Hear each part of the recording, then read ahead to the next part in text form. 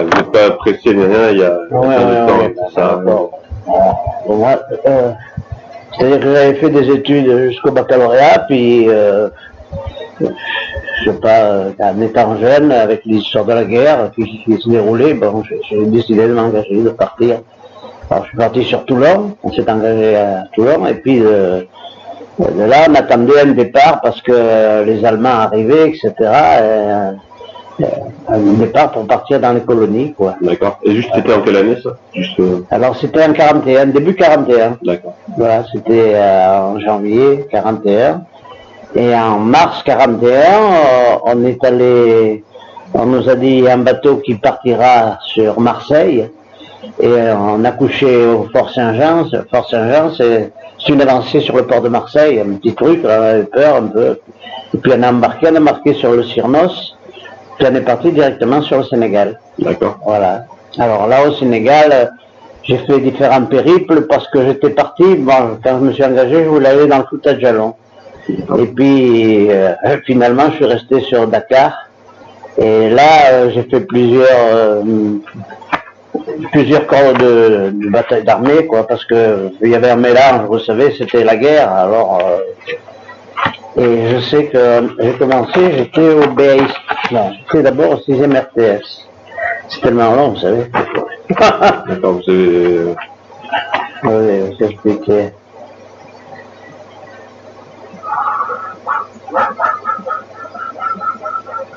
Voilà.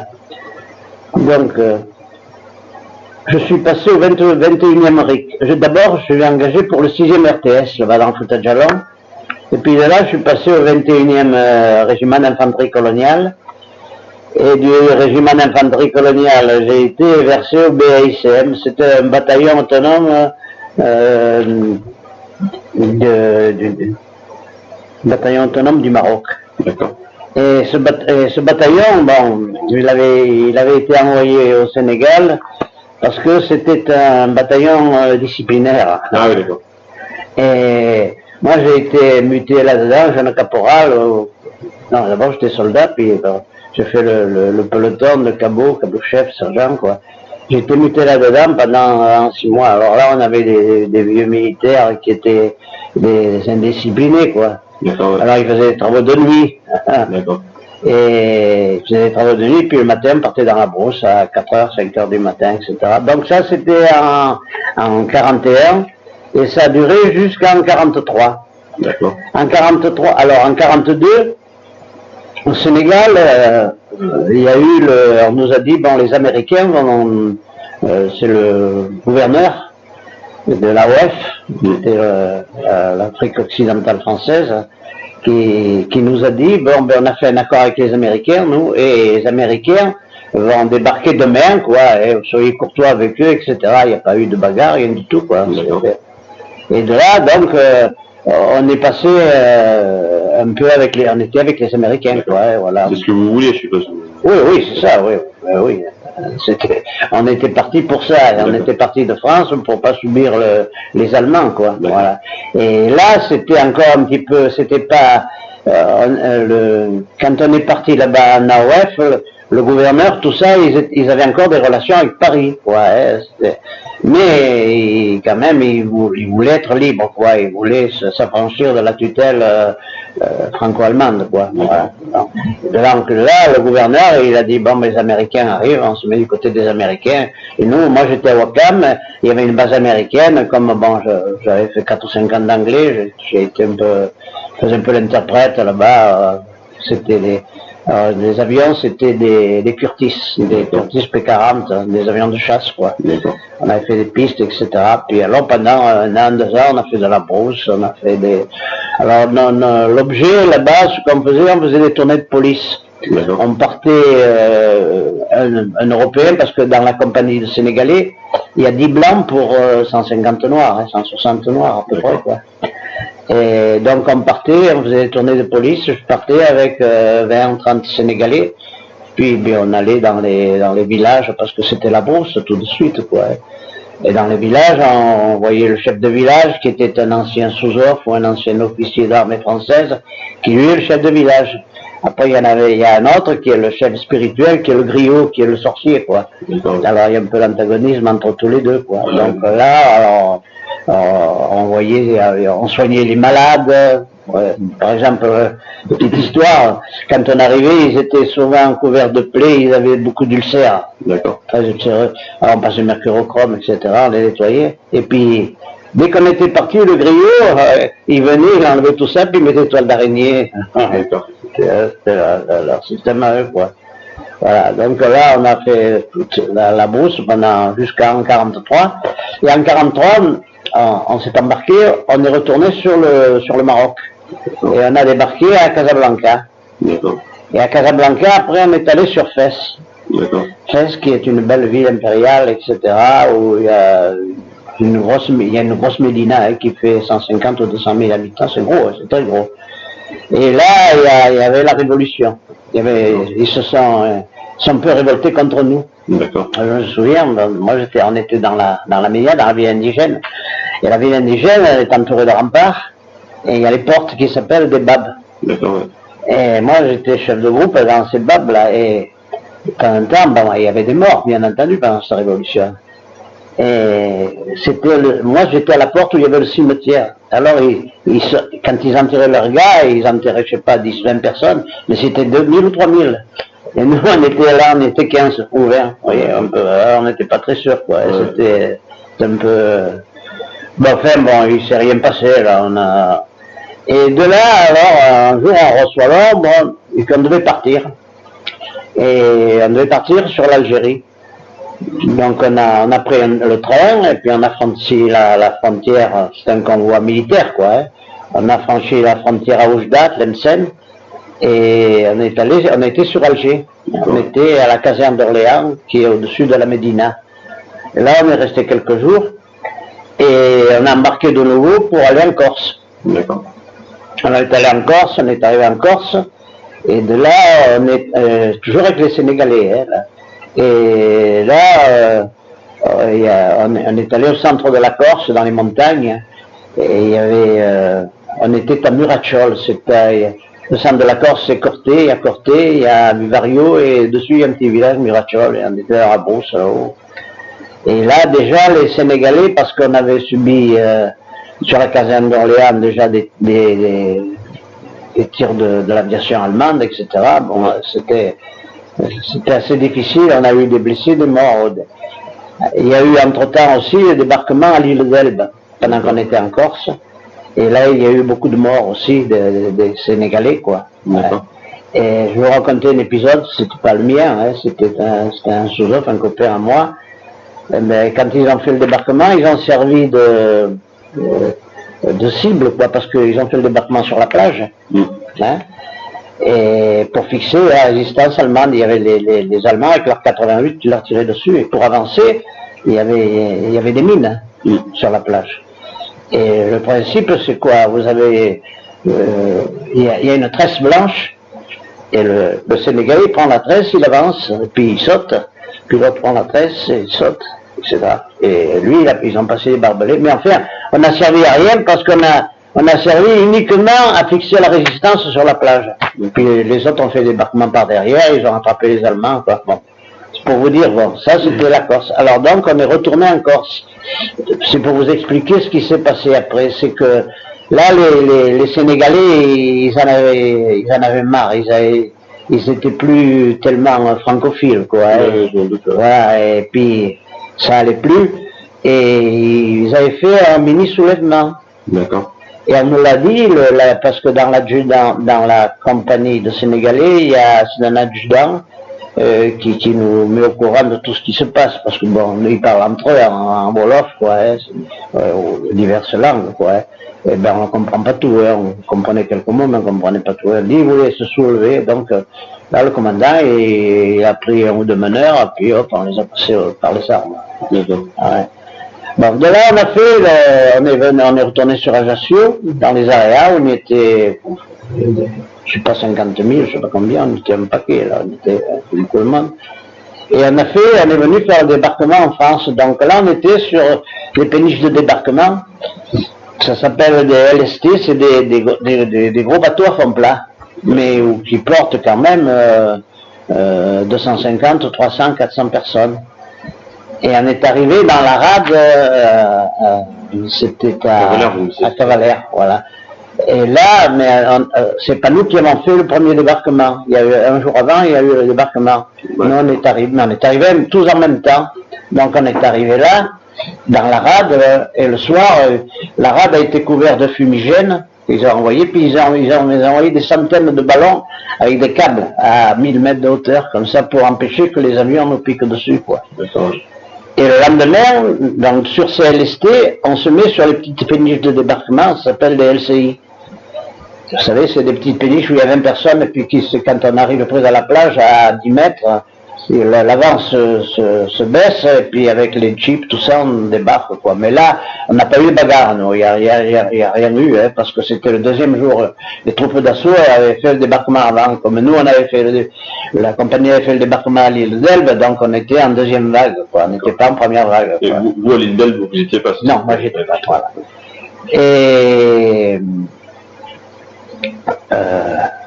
donc là, on a pris Coguelin, hein, on a avancé, quoi, en France, petit village, etc. Et puis on est allé sur Toulon, Marseille, quoi. Et on s'est arrêté le soir à, c'était, je crois, Sainte-Anne-des-Venos, que ça s'appelait, un truc comme ça, un village comme ça. Et de là, bon, moi j'étais parti en 41, j'avais pas vu mes parents qui étaient ici. Alors j'ai demandé au colonel de me prêter une Jeep. Alors il m'a prêté une Jeep, et puis je suis venu. Il m'a dit, attention, demain on repart, on monte dans le Jura sur Beaufort, etc. Et donc, enfin, il m'a dit, on part, il m'a pas dit où exactement, mais il m'a dit, demain soir, il faut que vous soyez là, demain après-midi, parce que demain soir on part. Et je me rappelle, bon, j'ai pris cette Jeep, j'ai pris des provisions, quoi, hein, parce que je pensais qu'ici ils n'avaient pas beaucoup à bouffer. Puis je suis arrivé à Nice, et puis je voulais venir ici à la Turbie. On m'a dit non, on ne pouvait pas venir encore parce que la Turbie s'est libérée, mais le Montagel, il y a encore des choses. Alors il me dit, vous couchez là, j'ai couché à la place de Nice, où il y a le palais de justice, il y avait la place, j'ai couché là. Et le lendemain, je suis venu à la Turbie, j'ai vu mes parents, quoi, hein. Je leur ai donné les provisions, puis je suis reparti. Et là, on a traversé le Var, c'était le Var, les ponts du Var étaient cassés, on a passé dans le Var, j'ai passé dans le Var avec la Jeep, quoi, etc. Et de là, le lendemain, on est parti, on est arrivé à Beaufort dans le Jura, vers Besançon, on était, voilà, c'était vers Besançon. Et de là, on a commencé la guerre, quoi, on était avec les Sénégalais, et c'est là que le commandement a décidé de se séparer des Sénégalais. D'accord. Alors on s'est séparé des Sénégalais, mais on est resté, nous, les officiers, sous-officiers, bon, l'encadrement, et on nous a mis avec nous les FFI des Chartreux et du Vercors, qui étaient des bonnes troupes, hein, assez aguerries, mais qui ne savaient pas faire la guerre, parce que c'était des gens qui faisaient des coups de main. Oui, voilà. Mais ils faisaient pas, c'était pas la guerre face à face, quoi. Et là, le cadre de nous autres, des anciens, il y a eu beaucoup de pertes. Beaucoup de pertes parce que ils savaient pas tellement bien se conduire, il fallait souvent se découvrir, etc., quoi. Et bon, de là, donc on a été fixé la résistance sur un village, je me rappelle, qui s'appelait Villars-les-Blamont. Et on est resté là pendant une quinzaine de jours, ouais, 20 jours, oui. Ouais. Alors, oui, facilement, même davantage. On est resté à Blamont. Et on est resté là pendant une quinzaine de jours, ouais, 20 jours, oui. Ouais. Alors, oui, facilement, même davantage. On est resté presque un mois là.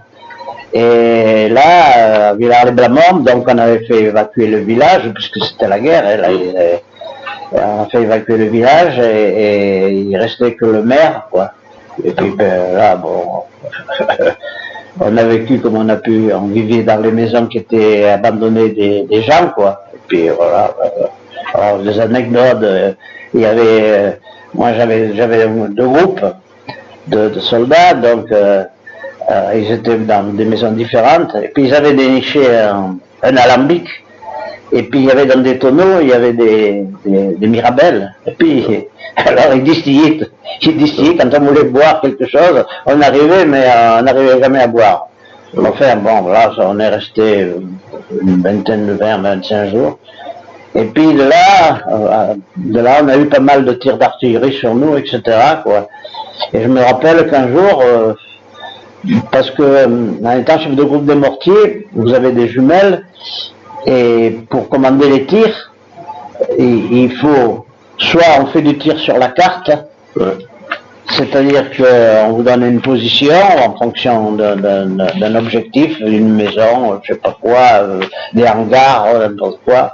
Donc, avec la boussole, vous prenez le nord géographique, enfin, vous prenez le nord magnétique avec la boussole, vous centrez votre carte en fonction du nord géographique, et puis après vous faites mettre des jalons, etc., puis vous dirigez votre tir, quoi. Hein. Voilà, alors les tirs, je vais donner un exemple de tir. Voilà. Par exemple, vous voulez tirer sur une maison qui est je sais pas, mettons, une maison qu'on voit pas, qui est là-bas derrière. Alors à ce moment-là, ce qu'on fait, on fait un tir dans la direction, mais plus loin. D'accord. Et on voit, mais pour pas éveiller l'attention de l'ennemi. Alors on fait un tir à 300-400 mètres plus loin. Un obus, c'est tout. Puis on corrige. Ensuite, avec les choses, on corrige. Après, au bout de 2 ou 3 heures, on fait un tir pour mesurer la distance, donc sur la droite ou sur la gauche. Voilà. Et puis là, on voit si on est court ou si on est long, et puis on ajuste la chose, puis après on règle toutes les pièces. Et puis au moment où il y a une attaque ou un truc, à ce moment-là, on envoie tout, mais on sait que tout tombe dessus. Quoi. D'accord. Mais juste pour cet exemple précis, si vous tirez encore plus loin, vous ne voyez pas où il tombe. Alors si vous tombez, non, ça vous ne voyez pas. Plus près plutôt, non? Ouais, non. Il y a 2 tirs. Ou vous faites un tir à vue. Par exemple, après je vais vous expliquer un tir qu'on a fait. Vous faites un tir à vue, ou vous faites un tir que vous ne voyez pas, mais là vous ne savez pas. Alors à ce moment-là, c'est à moi de déplacer, de m'avancer avec des groupes, et puis je vais sur un endroit plus élevé, etc., pour voir. Voilà. Et là, par exemple, je suis monté une fois dans un hangar, comme ça, au plus haut d'un hangar, et puis sur des tôles, et puis avec la jumelle, je voyais un obus. Je voyais où il tirait. Ils m'ont repéré. Là, il m'a envoyé un bon tir dessus. Enfin, je suis descendu dans le truc, je me suis caché. Et là, ça s'est bien passé. Voilà. Ça, c'est le tir qu'on ne voit pas. Voilà. Et que moi, je vois et que je règle. Et après, on verra le résultat quand les troupes avancent. Quoi. Et après, il y a le tir à vue. Alors, le tir à vue, vous avez, par exemple, un barrage roulant. Vous avez les gens qui attaquent. Après, je vous l'expliquerai après. Parce que ça s'est passé après. Donc de là, c'était à Villars-les-Blamont. Donc là, ça bagarrait, il y a eu beaucoup de batailles de chars. Alors on avançait avec les chars. Et avec les chars, vous avancez avec le char, vous avancez dans un village ou dans un endroit, puis quand ça tape trop, le char vous coince contre un mur comme ça en biais pour vous protéger, etc. On est couché sur les chars, quoi. Voilà. Et là, on est arrivé à Mulhouse. Voilà, on est arrivé à Mulhouse, et nous on était sur une ligne à l'extérieur de Mulhouse, une ligne de chemin de fer qui était en talus. C'était dans la plaine, mais elle était en talus, la ligne de chemin de fer, et parce qu'il y a des endroits, ça monte, ça descend un petit peu, hein. Bon, on ne sait pas où, mais ça fait 8-10 mètres. Et nous, dans ce talus qui faisait, la ligne de chemin de fer faisait 10-15 mètres à peu près, hein, les 2 lignes. Hein. Et nous, on était là-dedans et on avait mis des choses. De l'autre côté, il y avait les Allemands. Quoi. Et là, on est resté pendant... C'était on a attaqué le 4 janvier, le 4 ou le 8 janvier, je crois que je m'en rappelle. Et on avait passé la Noël là-dedans. Et là, on était à la forêt de l'Art, il faisait très froid, là. Il faisait moins 20. Ouais. Je me rappelle d'ailleurs que... Contre ce talus, on butait toujours sur quelque chose, il y avait un truc qui butait. Et puis, un jour, c'était gelé, il y avait la neige, hein, c'était en janvier, hein, c'était froid là-bas. Et bon, on va enlever ce pied, etc. Puis c'était un soulier, c'était un pied d'un Allemand. Et il y en avait une vingtaine comme ça, qui avait été enterré là à côté. Bon, alors, donc, un jour, il y a l'attaque, on nous dit on attaque. Alors, d'abord, ça s'est passé la nuit. La nuit, ils ont fait des Allemands dans la plaine et ils avançaient. Bon, on nous a signalé, nous, qu'il y avait des mouvements. Et Avec les mortiers, on a des obus éclairants.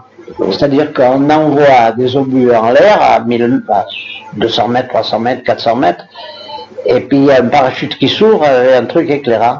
Et on a vu comme ça qu'ils étaient tous habillés en blanc, les Allemands, et puis qu'ils avançaient. Et alors là, on a fait un tir dessus, quoi. Moi j'avais 3 pièces, oui. Et on a fait un tir, et là, bon, on les a arrêtés, quoi. On a arrêté les Allemands, et là on a commencé, on a fait l'attaque. Le lendemain, alors là, ça a été très difficile dans l'Utterbach, parce que les Allemands, là, ils voulaient pas nous laisser passer le Rhin.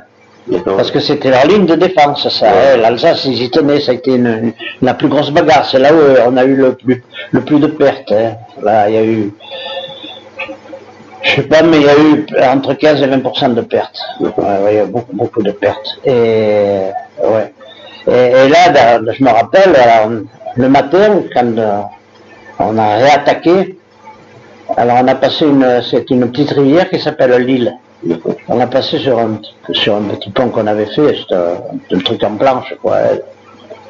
Et puis quand je passe de l'autre côté, je vois un copain qui s'appelait Renard. Et il avait pris une balle en plein front. Et donc là, on attaque le village, etc. Et puis les Allemands nous ont coupé comme ça par des mitrailleuses et ils ont coupé la compagnie en 3 ou 4 morceaux, en 3 ou 4 choses. On était isolés, quoi. Puis on a eu beaucoup de pertes. Bon, moi je me rappelle, j'étais avec mon groupe et on voulait passer un angle de rue, quoi. Je me vois comme ça, je vois le crépi qui part, mon ami, elle tire la mitrailleuse. Le copain qui était à côté de moi, qui est tombé, on l'a ramassé, on est rentré dans c'était un magasin, je sais pas, mais il y avait un rideau en fer, je me souviens. Et là, j'avais 3 ou 4 blessés, là j'ai passé un mauvais moment parce que on était coupé de tout, la nuit, et le type était blessé. Heureusement, j'avais beaucoup de pansements. Alors, vous savez, on a des pansements, c'est une bande avec des tampons, mais coulissants. D'accord. Vous voyez, si la balle traverse, vous mettez un là, vous mettez un derrière, etc. Puis j'en avais un autre, il avait reçu une balle dans le pied, il ne pouvait pas sortir le soulier, alors il a fallu ouvrir le pied, etc. Vous voyez, un peu, toute une nuit comme ça n'a pas été facile. Bon, le lendemain, on se regroupe tous, et puis là, ça a été la fin de la campagne d'Alsace. Là, on est retourné sur Mulhouse, au repos, quoi. Et après, on est resté là jusqu'à, je m'en rappelle plus, je crois un mois, maintenant je ne pourrais pas vous dire les dates exactes. Et de là, on est reparti. Alors, le commandement interallié ne voulait pas que les troupes françaises rentrent en Allemagne. D'accord. Ça, c'était, les Américains ne voulaient pas, ou les Anglais ne voulaient pas. Donc, on a dû faire une tête de pont à nous. C'est le général de Lattre de Tassigny. Et on a passé le Rhin à Wissembourg. C'est au-dessus de Strasbourg, un peu au-dessus. Et on a passé ça sur un pont de bateau, quoi. Et alors là, on a pris Karlsruhe, nous. Je me rappelle, j'ai pris l'abattoir de Karlsruhe, où il y avait des milliers de cochons dedans, morts, etc. Et je me rappelle, il y avait les gens de la ville, après, qui voulaient venir prendre... qui voulaient prendre la viande, etc. On ne l'a pas laissé prendre. Bon. De là, on est revenu sur le bord de la frontière, et on est redescendu sur Rastatt, Baden-Baden. Et là aussi, ça bagarrait dur, et je me souviens qu'un jour, c'était à Baden-Baden. On était dans une cour, là. D'abord, ça bagarrait dans le cimetière, etc. Et puis, on arrive dans une cour, on tire d'artillerie, etc. Et puis, on se met dans la cave, puis par le soupirail, on voit que les obus arrivaient de notre côté. Je dis, mais qu'est-ce qui se passe là? Et c'était les Allemands qui avaient tourné, bon, plus à faire ça. On s'en est bien sorti, là, on s'est arrangé. Et là, on est descendu le long de la frontière allemande, la frontière allemande, voilà, jusqu'à la forêt de la Harte, à Schwellingen, ça près de la Barne. On arrive aux confins avec la Suisse. Voilà. Et de là, on a continué, on est allé sur le lac de Constance. Voilà, et là, bon, là, j'ai eu une deuxième citation. C'était à Wolfsweier. C'était, alors un jour, on était, il y avait la forêt, il y avait le village qui était à 1,5 km à peu près, et on devait attaquer, quoi. Et on avançait, donc là on a fait, c'est là que je vous expliquais, le tir du barrage roulant. Le barrage roulant, c'est-à-dire que quand vous avancez, vous avez l'ennemi en face, et avec les mortiers, vous tirez, vous avancez votre tir en fonction de l'avancée des troupes. Voilà. Et plus vous baissez votre hausse, plus vous tirez loin, plus vous relevez la hausse, plus vous tirez près. Et je vous dis ça parce que il y avait sur le champ, il y avait le colonel, il y avait un colonel, là, il y avait le capitaine qui commandait notre compagnie et qui voulait bien se faire voir par le colonel. Il a voulu prendre le tir, puis lui, dans le feu de l'action, il ne se rappelait plus de toutes les données qu'on a de tir, etc. Au lieu il a augmenté la hausse, et ça commençait à se rapprocher de nos soldats, bien entendu. Le collège qui dit que le con qui commande le tir. Le capitaine, il s'est éclipsé en douce, puis voilà, ça s'est arrangé comme ça. Voilà, là j'ai une autre citation. Et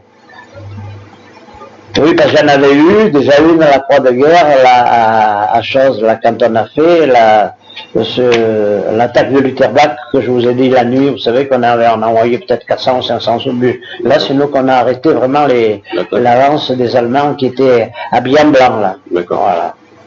Alors, dehors, on est arrivé à Lac-de-Constance, sur le lac de Constance. Donc, là, il y a eu la fin de la guerre. Et, alors, je vais vous raconter des histoires, là, parce que... Donc quand on avance comme ça, les soldats, ils rentrent dans le village, puis ils piquent un tableau, ou ils piquent, je sais pas, une arme, ou ils piquent n'importe quoi. Puis le lendemain, puis ils le prennent, mais ça, on le porte sur le dos, etc. Et on le met dans... Parce que bon, moi j'avais un 1500 Dodge pour mettre les munitions, tout ça. Mais enfin, un peu on marche à pied, un peu on est en voiture, on fait un peu ce qu'on peut. Alors ceux qu'ils avaient piqué le lendemain, ils voyaient autre chose, ils jetaient ce qu'ils avaient pris la veille, pour reprendre notre chose le lendemain. Et alors, je vous ai une anecdote aussi. Donc, moi je vais expliquer mon cas. Mon cas, je suis toujours resté sergent, pourquoi? Parce que quand j'avais fait un engagement de 3 ans, on aurait plus de 4 ans. Enfin, après, je le regarde, je vous le dis. Et pendant la guerre, on nous a dit, le colonel nous a appelé, il nous a dit, voilà, vous avez fini l'engagement, il faut faire un renouvellement de contrat. D'accord. Et si vous faites un renouvellement de contrat, comme on était dans les troupes coloniales, vous passez officier, etc. D'accord. Mais moi, c'était pas mon objectif, ça m'intéressait pas, quoi. Alors, j'ai jamais voulu, quoi. Je suis resté sous offre du début jusqu'à la fin. Très bien, moi j'étais très content de ce que j'avais, voilà. Alors, donc, le jour de la mobilisation, pour finir, moi on m'a dit, vous retournez vous êtes démobilisé, vous rentrez sur Paris. D'accord. Et tous les copains, parce que on est partis, on était 150 de Toulon. Je vais vous expliquer, à la fin ils se sont retrouvés 4 ou 5, hein, parce qu'après ils sont partis en Indochine, je vous l'explique après. Donc, moi, on m'a dit, bon, ben, vous rentrez sur Paris. Alors, dans un village, je ne me rappelle plus si c'était, je crois pas que c'était au lac de Constance, c'était à côté, quoi. Il y avait un train, quoi, qui nous attendait pour faire partir le type sur Paris. Et les gars qui avaient pris tous il y a un qui, je vais vous expliquer, à la fin, ils se sont retrouvés 4 ou 5, hein, parce qu'après, ils sont partis en Indochine, je vous l'explique après. Donc, moi, on m'a dit, bon, ben, vous rentrez sur Paris. Alors, dans un village, je ne me rappelle plus si c'était, je crois pas que c'était au lac de Constance, c'était à côté, quoi. Il y avait un train, quoi, qui nous attendait pour faire partir le type sur Paris. Et les gars qui avaient pris il y a un qui avait des valises, des malles, etc. Mais ce train, on y était peut-être 2 ou 3 000 pour monter sur ce train. Et les gens, ils ont laissé leurs valises et tout, parce qu'ils montaient par les fenêtres, on montait par où on pouvait. Et alors tout ce qu'ils avaient piqué, qu'ils avaient laissé le jour après jour, ou qu'ils avaient entassé, ou ils montaient dans le train, ou ils laissaient la valise par terre. Et à votre cas, on laissait la valise. Donc je suis arrivé à Paris. Puis à Paris, j'ai été démobilisé, voilà. Et je suis rentré à la Turbie. Et vous étiez de la Turbie d'origine, quoi. Ouais. D'accord. Et alors, les copains, parce que je les ai revus, moi, après, hein, J'en ai revu quelques-uns qui étaient à Nice. Et ils m'ont dit, oui, mais qu'est-ce que tu as fait? Pourquoi tu... Parce que, alors, le 23e RIC, qu'est-ce qu'ils ont fait? Donc, tous ceux qui avaient signé, donc, eh ben, on les a envoyés en Indochine pour les remercier d'avoir fait 4 ans de guerre. Et alors, ils m'ont dit, mais c'est pas normal, tu t'es fait pistonner, qu'est-ce que tu as fait? Je dis, non, moi, j'ai pas signé de reconduction de taxite de contrat, donc moi j'étais démobilisable, j'étais plus dans l'armée. Tandis qu'eux, ils ont été menottés comme ça, ils ont été obligés de partir. Et c'est là qu'ils sont tous morts en Indochine, tous ceux qui s'étaient rescapés de la guerre, eh ben, ils sont morts en Indochine. Voilà. Donc sur les 160 qu'on est partis de Toulon, je crois qu'il y en a eu 5 ou 6 qui sont restés. Voilà. Voilà. Voilà. Oui, parce que là, c'était... Ce qui était un peu démoralisant, c'est que pendant la campagne d'Alsace ou pendant la campagne d'Allemagne, c'est que vous prenez un village, par exemple, vous prenez la Turbie. Voilà. Bon, vous avez la bagarre, etc. et tout, bon, puis ça s'arrête. Hein. Bon. Et puis, le lendemain, vous entendez le canon sur Nice. Mais c'est toujours nous les mêmes. On allait vers le canon, ça se rapproche, et puis c'est la bagarre, et on prenait Nice. Et après, de nouveau, vous entendez de nouveau le canon, et puis vous vous rapprochez. Et ça, c'était assez démoralisant. Voilà, parce que on était toujours les mêmes. C'est en première ligne, toujours. Ah ben oui, on était, je crois que, on y était en tout, je crois, dans les troupes françaises, 300 000, je crois. Hein. Pas plus. Hein. Et alors, donc là, toute cette guerre en Allemagne et en France, on était équipés par les Américains, on avait commandant d'armes américains, etc., l'artillerie américaine, l'aviation américaine, l'habillement américain et tout, quoi. Voilà. Les rations américaines, les beans, etc., 2 paquets de cigarettes par jour, quoi. Valait mieux ça qu'être équipé par l'armée française, non? Ah oui. Oui, mais eux attendaient leur tactique. Des fois, par exemple, une fois, on attaquait dans le double. On a attaqué un village et on n'a pas réussi à y aller. Hein. Là, on n'était que français encore. Hein. Il y avait l'appui de l'artillerie américaine, hein, mais et alors les Américains, on n'a pas pu avancer. Hein. Et les Américains nous ont dit, bon, reculez vous. Et le lendemain, quand on a attaqué, la forêt, on aurait dit des allumettes, hein, il n'y avait plus rien, hein, ils avaient tout rasé. Seulement, ils n'étaient pas chez eux, vous comprenez. Eux, de détruire ou de n'importe quoi, ça faisait rien. Ce qu'ils voulaient, c'était pas de mort. Parce qu'avec eux, on avait quand même un avantage, c'est qu'avec l'appui de l'artillerie et l'appui de l'aviation, c'était quand même plus facile. Sauf où on a eu vraiment de très très grosses difficultés, ça a été en Alsace sur la tête à Colmar. La tête de pont de Colmar, là, ça a été une grosse bagarre parce que ils voulaient pas qu'on franchisse le Rhin. Ouais, totalement. Voilà. Et je vois quand encore une anecdote, quand on était, il y a le canal du Rhône-Rhin. C'est un canal. D'accord. Voilà. Et on était d'un côté du canal, les Allemands étaient de l'autre. Et par haut-parleur, ils nous disaient déjà, oui, vous verrez, un jour vous serez avec nous, la propagande, hein. Et vous serez contre les Russes, etc. et tout. Parce qu'après, quand on est rentré en Allemagne, qu'est-ce qu'ils ont fait, les Allemands? Les Allemands, ils nous laissaient, on faisait 100 km par jour, de 150 km. Ils voulaient qu'on avance le plus vite possible, qu'on arrive près de Berlin. Vous comprenez? Pour ils avaient mis toutes leurs troupes contre les Russes. Ils avaient fait un front en Allemagne contre les Russes et ils laissaient avancer les troupes alliées le plus possible. Voilà. Voilà. C'est pour ça qu'on a eu droit au chapitre à Berlin, etc., qu'il y a eu l'armée française qui a eu droit au chapitre, quoi, voilà. Mais pourtant, vous me disiez qu'en Allemagne, ils résistaient bien à des endroits, tout à l'heure. Non, pas en Allemagne. Ils ont résisté, je vous ai dit, jusqu'à la frontière française. D'accord, c'est tout. Après, c'était sporadiquement, et vous avez des commandants ou des choses qui sont plus dures que d'autres. D'accord. Parce que là, en Allemagne, ils avaient plus que les vieux. Les vieux, et ils avaient des jeunes qui avaient 16 ans, 17 ans, qui s'appelaient le Werwolf. Mais c'était des gosses. Ils ne savaient pas se battre, ni rien, hein. Mais ceux-là, là, on avançait. Là, c'était plus la guerre, c'était une occupation presque. Hein. D'accord. Bon, il y avait, quand vous preniez un village, il y avait une fixation sur un endroit. Bon, et vous aviez, dans un bataillon, il y a 4 compagnies, il y en a 3 qui avancent, et puis il y en a une qui tombe sur un os, hein. Voilà, ça, des points vous avancez, des points vous avancez pas. D'accord. Voilà, c'est la guerre, quoi. Voilà. D'accord. Voilà, je vous ai tout raconté à peu près en résumé, quoi. Enfin, après, et les mortiers, comme arme, si vous savez bien vous en servir, c'est archi précis, non? ah oui, oui, c'est très précis. Ben, dites, moi, j'ai fait quand même 4 ans de guerre, alors, donc on connaissait. Hein, on a des tirs, on en a fait des milliers. C'est très précis, un mortier, hein.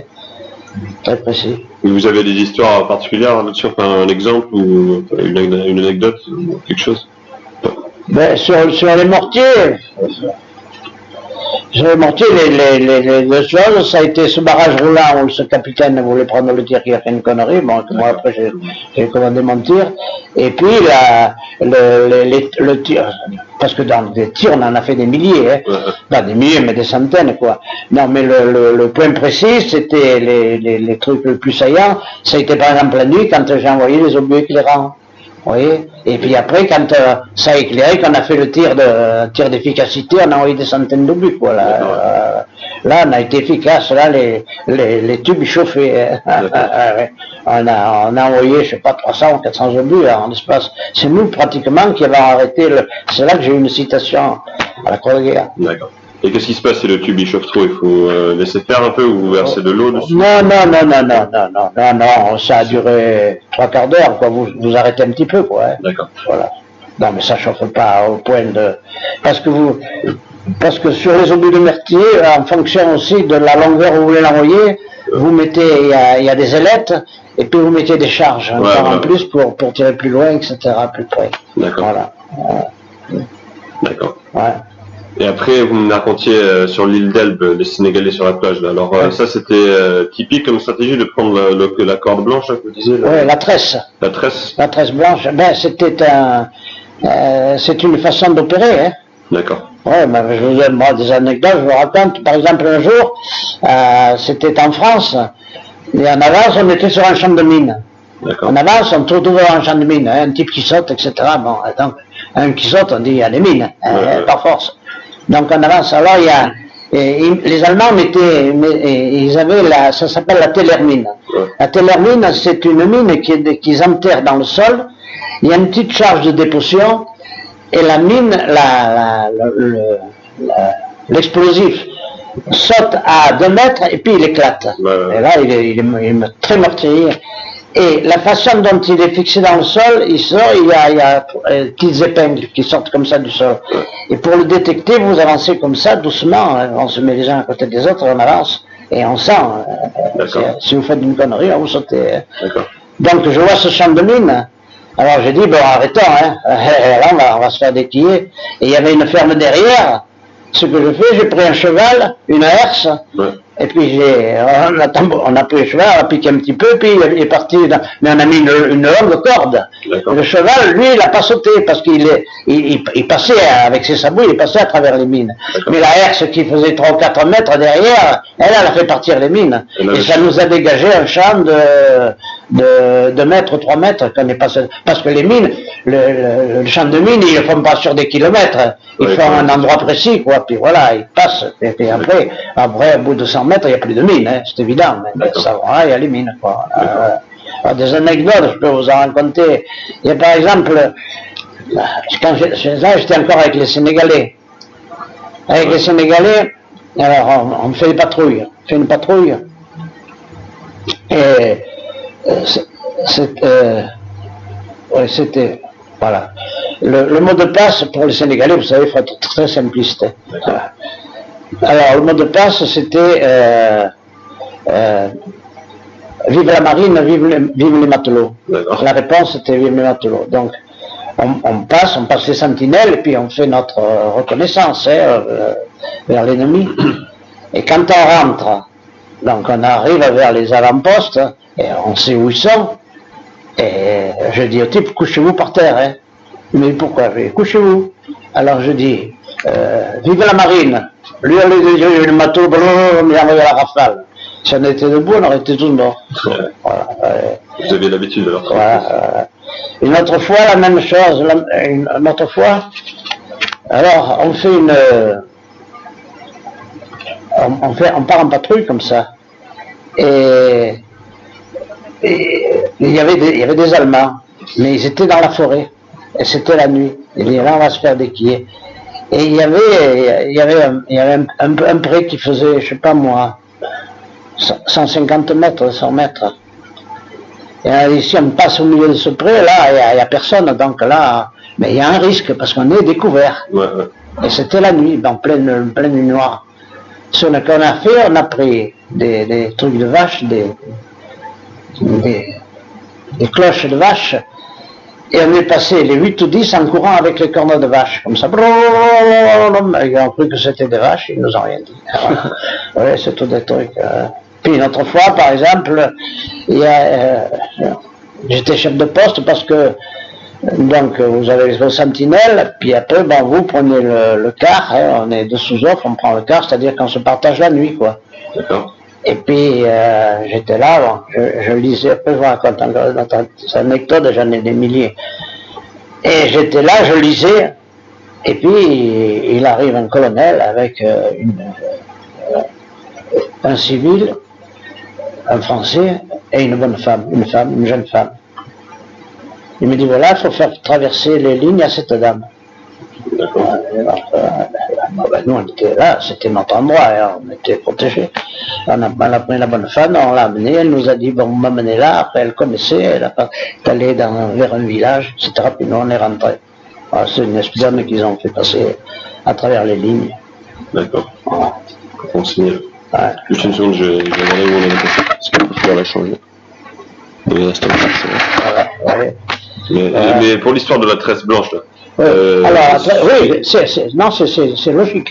Ouais. C'est logique, hein. Vous prenez la tresse, vous avancez, il faut passer, il faut avancer. Hein. D'accord, mais je veux dire, celui qui la prend, la tresse, il saute. Il sait que c'est le prochain à sauter, quoi. Ouais. Personne ne veut la prendre, non, la tresse. Ah non, ils la prennent.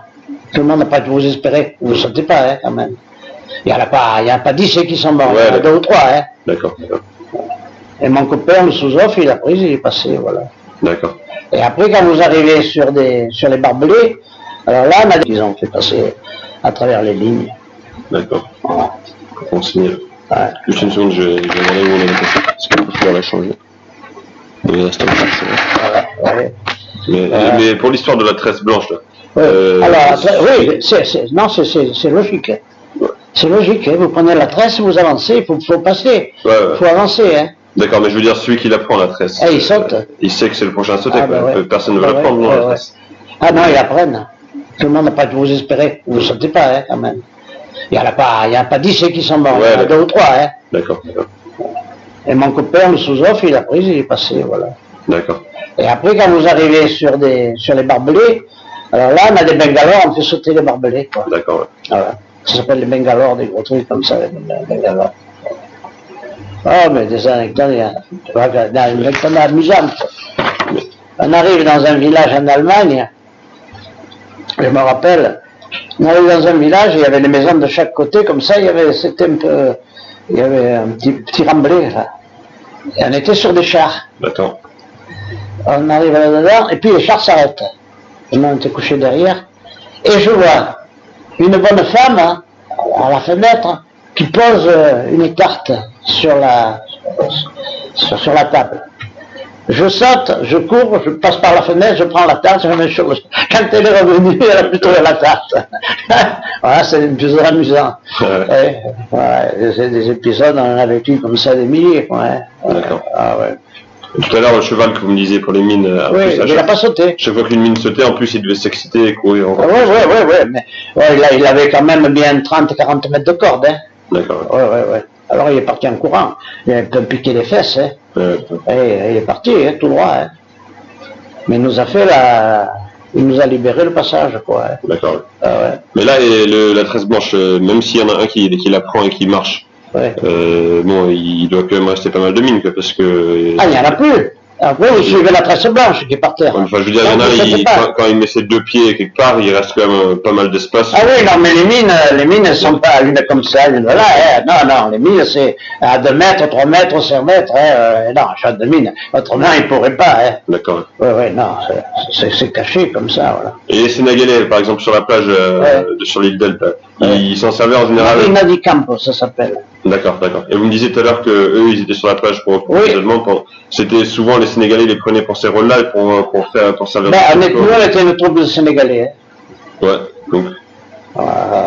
Ceux qui étaient pas sénégalais, peut-être pas derrière, ils se sont débrouillés, j'en sais rien, mais enfin, nous, c'est pas dit parce que c'était des Sénégalais, mais enfin, nous, on a servi à fixer la résistance. Notre rôle, il était là, à fixer la résistance sur la plage. D'accord. Voilà, c'est ça. D'accord. Voilà. Et les Sénégalais, c'était quoi leur motivation d'être dans l'armée française, justement, puisque ça. Ah ben, ils étaient enrôlés, je vais vous dire comment ça se passait quand je faisais les tournées de police. Ouais. Par exemple, j'arrivais dans un village. Dans le village, c'était la brousse. Ouais. Ils vivaient, les pauvres types, ils faisaient rien. Hein. Alors, je les faisais aligner, là. Ouais. Et puis, je dis, garde à vous. Hop, il y en a un qui se mettait au garde à vous, c'est qu'il avait fait l'armée celui-là. Hop, je l'ai envoyé. Les autres, ils comprenaient rien, hein, entendu, quoi. Voilà. Alors, on recrutait comme ça les gens, etc. Quoi, voilà. Et eux, en fait, ils étaient ni trop pour, ni trop contre, quoi. Ils faisaient un peu ce qu'on leur disait, puis. Oh ben, vous savez, là-bas, quand on faisait nos tournées de police, il y avait, bon, d'abord, il y a les ethnies, c'est pas toutes les mêmes, parce que, bon, il y avait des Congolais, des Soudanais, etc., et tout, ouais. Les races sont pas les mêmes, c'est des Wolofs, au Sénégal, c'est des Wolofs, les autres, c'est des Malinké, des Soussous, etc. Et chacune, il y a des races qui sont, comment dirais-je, qui ont un meilleur état d'esprit que d'autres, etc. Donc, en général, le Sénégalais, c'était un bon enfant qui obéissait, qui était bien. Hein. D'accord. Ouais. D'ailleurs, un peu ce que je dis, moi, à la fin de la guerre, que ce soit même, bon, moi, j'étais pas avec les Arabes. Hein. Par exemple, une anecdote des Arabes, quand on a traversé le pont qu'on a fait à Wissembourg, là, que je vous ai dit qu'on a passé le Rhin. Et un arabe, il y avait une compagnie d'arabes, vous savez, qui avait violé une fille. D'accord. Mais là, ils nous ont réunis sur la place et puis ils l'ont fusillé, l'arabe, tout de suite. D'accord. Là, ça rigolait pas, c'était immédiat. Hein.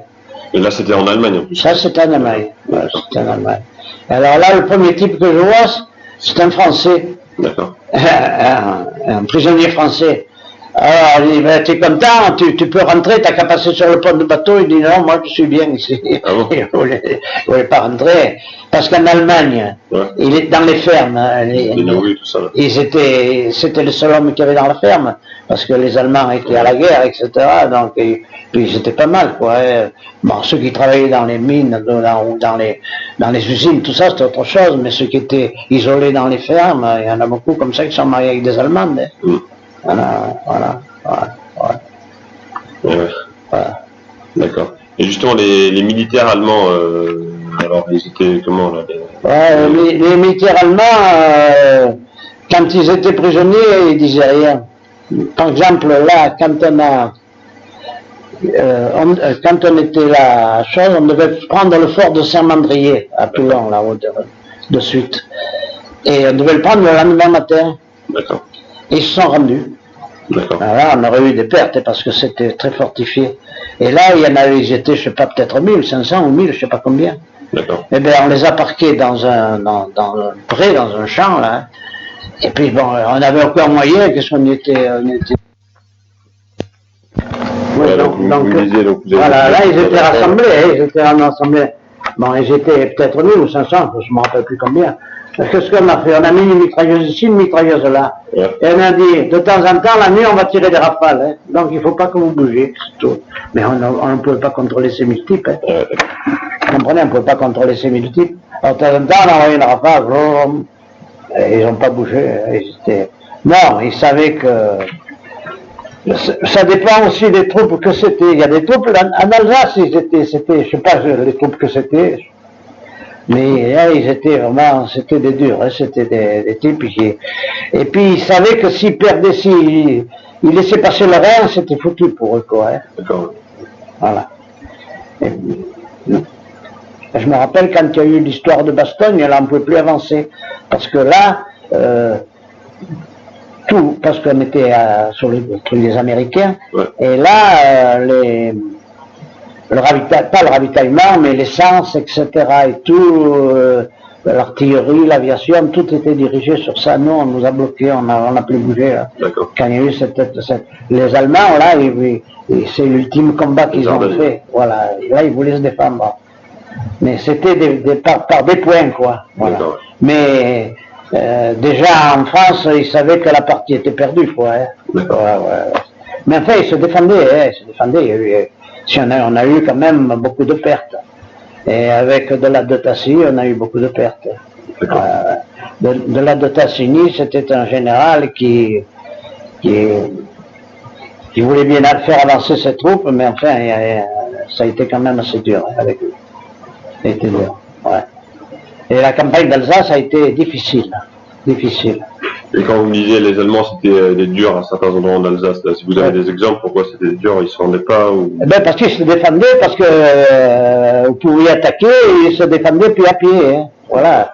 Ils bombardaient, ils avaient des chars, ils avaient de l'artillerie, et on ne pouvait pas avancer, quoi.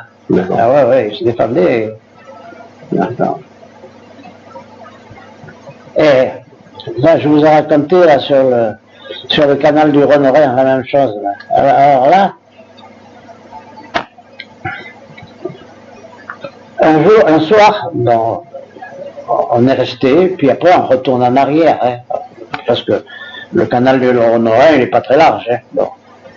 Donc, il y a la relève, on fait la relève, et c'est des FFI qui arrivent, mais comme ça.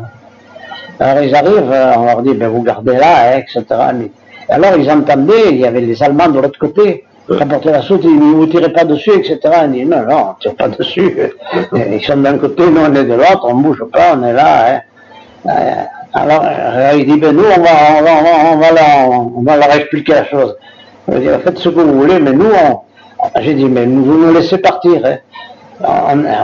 On s'est retiré, on a fait peut-être une demi-heure, 1 heure de marche, tout d'un coup, on a entendu des crépitements de mitrailleuses, etc., ils ont tiré, et les Allemands leur ont juste posté, ils en ont tué la moitié des FFI. D'accord. Ça ne servait à rien, hein. Parce que là, c'était, la guerre, elle était pratiquement presque terminée, mais ça ne sert à rien de se tirer dessus sur des trucs comme ça qui servent à rien, on ne vous avancez pas, puisqu'il y a l'eau entre vous. Voilà. C'est des trucs idiots, quoi. Ouais. La guerre, c'est un métier. Hein. La guerre, il faut savoir à bonne science ce qu'on doit faire, etc. et tout. Ouais. Et normalement, donc, les gars du front, là, comme là, les Allemands et les FFI, ils essaient de se laisser tranquilles tant qu'on leur donne pas un ordre d'attaque, tout ça. Enfin, ils savent si vous tirez sur eux, après ils vont vous tirer dessus, donc il vaut mieux. Non, mais là c'était l'affaire, on était d'un côté de l'eau et eux ils étaient de l'autre côté. Bon, enfin, par exemple, quand on était à Lutherbach, là, sur le chemin de fer, les Allemands étaient en face, hein, ils étaient à 1 kilomètre. Bon, on aurait pu se tirer toute la journée dessus, on est resté 15 ou 20 jours. C'est une vie impossible, c'est pas possible, ça sert à rien. S'il n'y a pas d'ordre. Ça marche quoi quand il y a l'ordre d'attaque. Alors là, vous devez y aller, là il n'y a pas de doute, hein, là vous devez attaquer. Mais quand vous êtes arrêté, c'est pas la peine de se tirer dessus à longueur de journée, quoi. Sinon ça vous emmerde autant vous que... Voilà, c'est ça, ça sert à rien. Donc, ça fait partie de la guerre. Mais après, par exemple, le jour qu'on leur a dit d'attaquer, ils sont venus la nuit. Hein. Et puis là, c'était pas de la rigolade. Voilà. Et nous, quand on a attaqué, qu'ils nous ont coupé dans les rues de Lutherbach, voilà, c'était pas de la rigolade non plus. Voilà. Là, il y a des moments où j'ai passé 3 fois dans la journée à côté de la mort. Là, hein. D'accord. Et ouais, là, quand j'ai débouché, sorti la tête pour voir, pour prendre le type qui était derrière, il y a le crépi de chose qui est parti au-dessus de ma tête. Après, je prends le gars, pendant que je le prends, encore une rafale. J'ai vu l'Allemand, quand il a reçu un éclat d'obus, il avait tout le ventre ouvert et se tenait tous les intestins. Vous vous rendez compte? En allemand? Ouais, en allemand, ouais. Ah ouais, on a eu des scènes difficiles, hein. Il y avait des scènes difficiles, mais ça c'est la guerre, ça fait partie de... Mais il y a du répit quand même, hein. C'est pas pensable que ça soit jour et nuit pendant des mois. D'accord. C'est quand vous attaquez. c'est calme pendant un certain temps, puis après il y a 2-3 jours de très intensifs. Ben non, c'est quand vous attaquez. Quand vous allez vers eux. Vous savez, c'est un peu comme une lutte ou un combat de boxe. Tant que vous regardez, que vous faites des feintes, ça va. Et après, quand vous attaquez, l'autre, il vous attaque. Ouais.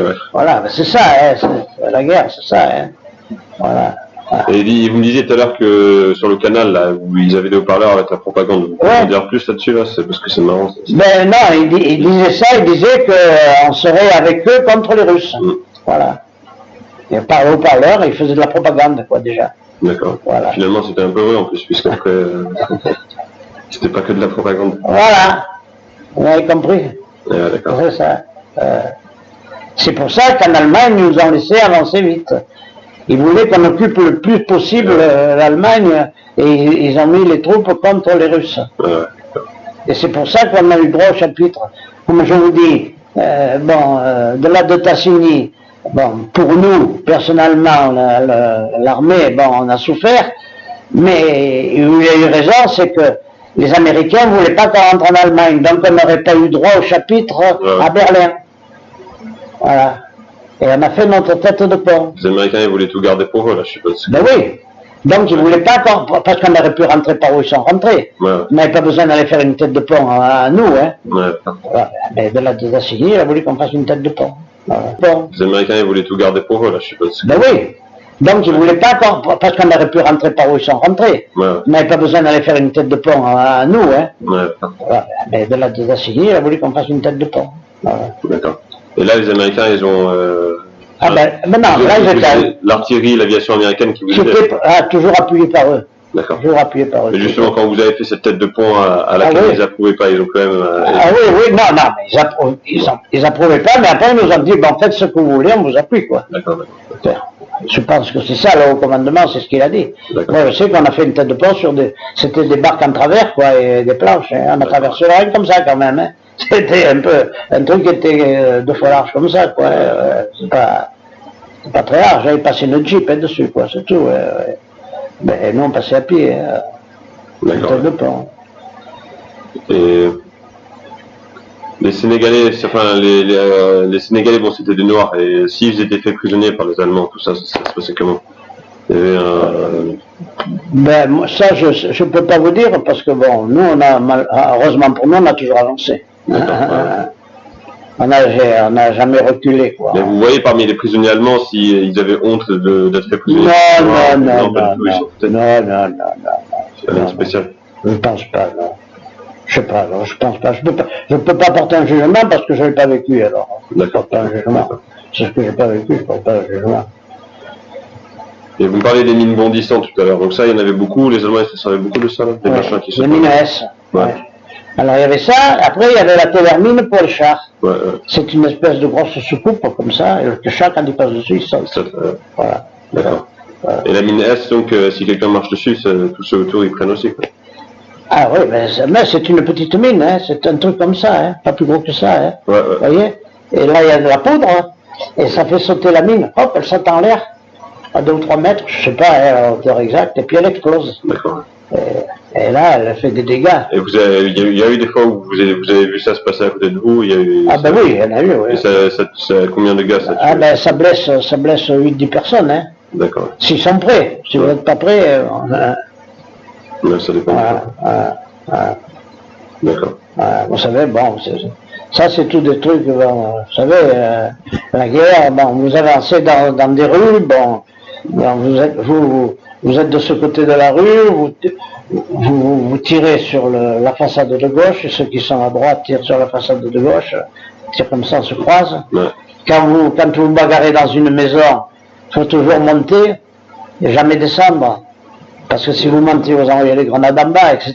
Quoi. Bon, il y a tout un métier de bagarre, quoi. Qu'on connaît après à la longue, on sait. Quand vous avez vécu des situations difficiles, vous en rappelez. Vous savez, moi je me rappelle l'aumônier quand il y a des attaques, bon, il fait une messe, il réunit, il fait un petit discours, un petit palabre, quoi.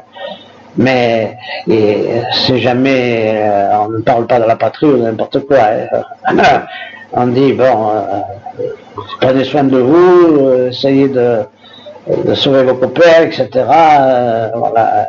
D'accord. On prie pour vous, puis voilà, c'est tout. Mais on ne dit pas, vous allez défendre la patrie, on ne dit pas des mots qui veulent rien dire, quoi. Voilà. Et quand vous étiez au Sénégal, Ouais. il y avait parmi les officiers supérieurs, peut-être des gens comme ça qui voulaient pas aller avec les Américains, des gens de Vichy, on va dire, ou pas trop. Non, parce que ceux qui étaient là-bas, non. Ceux qui voulaient y aller, quoi. Ouais. Ben, il y en a qui y étaient avant nous, ouais, bon, mais alors ceux-là, leur état d'esprit, je ne le connais pas. Hein. Mais enfin, ceux qui sont partis avec nous, hein. Et quand on est rentré sur le Maroc, alors on est rentré avec le Pasteur. Le Pasteur, c'est un bateau qui était un peu comme le France, hein, aussi gros, hein, presque, et qui faisait près de 300 mètres de long. Hein. Et on y était 3 ou 4 000 dessus. Alors, l'équipage, c'était des Anglais, le commandant d'armes américain. Et là, la même chose, la mer était mauvaise, je me rappelle. Mais alors, j'étais en relation, comme je parle un peu l'anglais, avec les officiers anglais du bateau. Mais moi, j'étais tellement malade que j'ai pas bougé. Je suis resté au centre du bateau, j'ai cherché le point où se bougeait le moins. J'étais malade. Alors on arrive, attendez, là je vais raconter une anecdote. On arrive à Casablanca. Alors le principe, c'était quoi? Ce bateau, ça c'est quelque chose de bien aussi. Ce bateau, c'était un des premiers qui avait le radar. Il avait un radar. Et donc il marchait à une vitesse de 20 nœuds, 21 nœuds. Donc c'était rapide pour l'époque. Hein. Donc il allait plus vite que les sous-marins. Alors le principe, c'était quoi? Les ports, ils étaient fermés. Ils mettaient dans les ports, ils mettaient des filets pour pas que les sous-marins rentrent. Ouais. Alors le bateau, ces bateaux, qu'est-ce que faisait le Pasteur? Il restait peut-être 15 jours là, puis il partait. Puis quand il est arrivé à Casablanca, puis on a tout déchargé la nuit, etc. et tout, le lendemain matin il est parti. D'accord. Voilà, vous comprenez, pour dévier les choses. D'accord. Et il marchait sans escorte. On a marché, on était 3 ou 4 000 dessus, hein, vous vous rendez compte, on était sans escorte, ni rien, aucune escorte.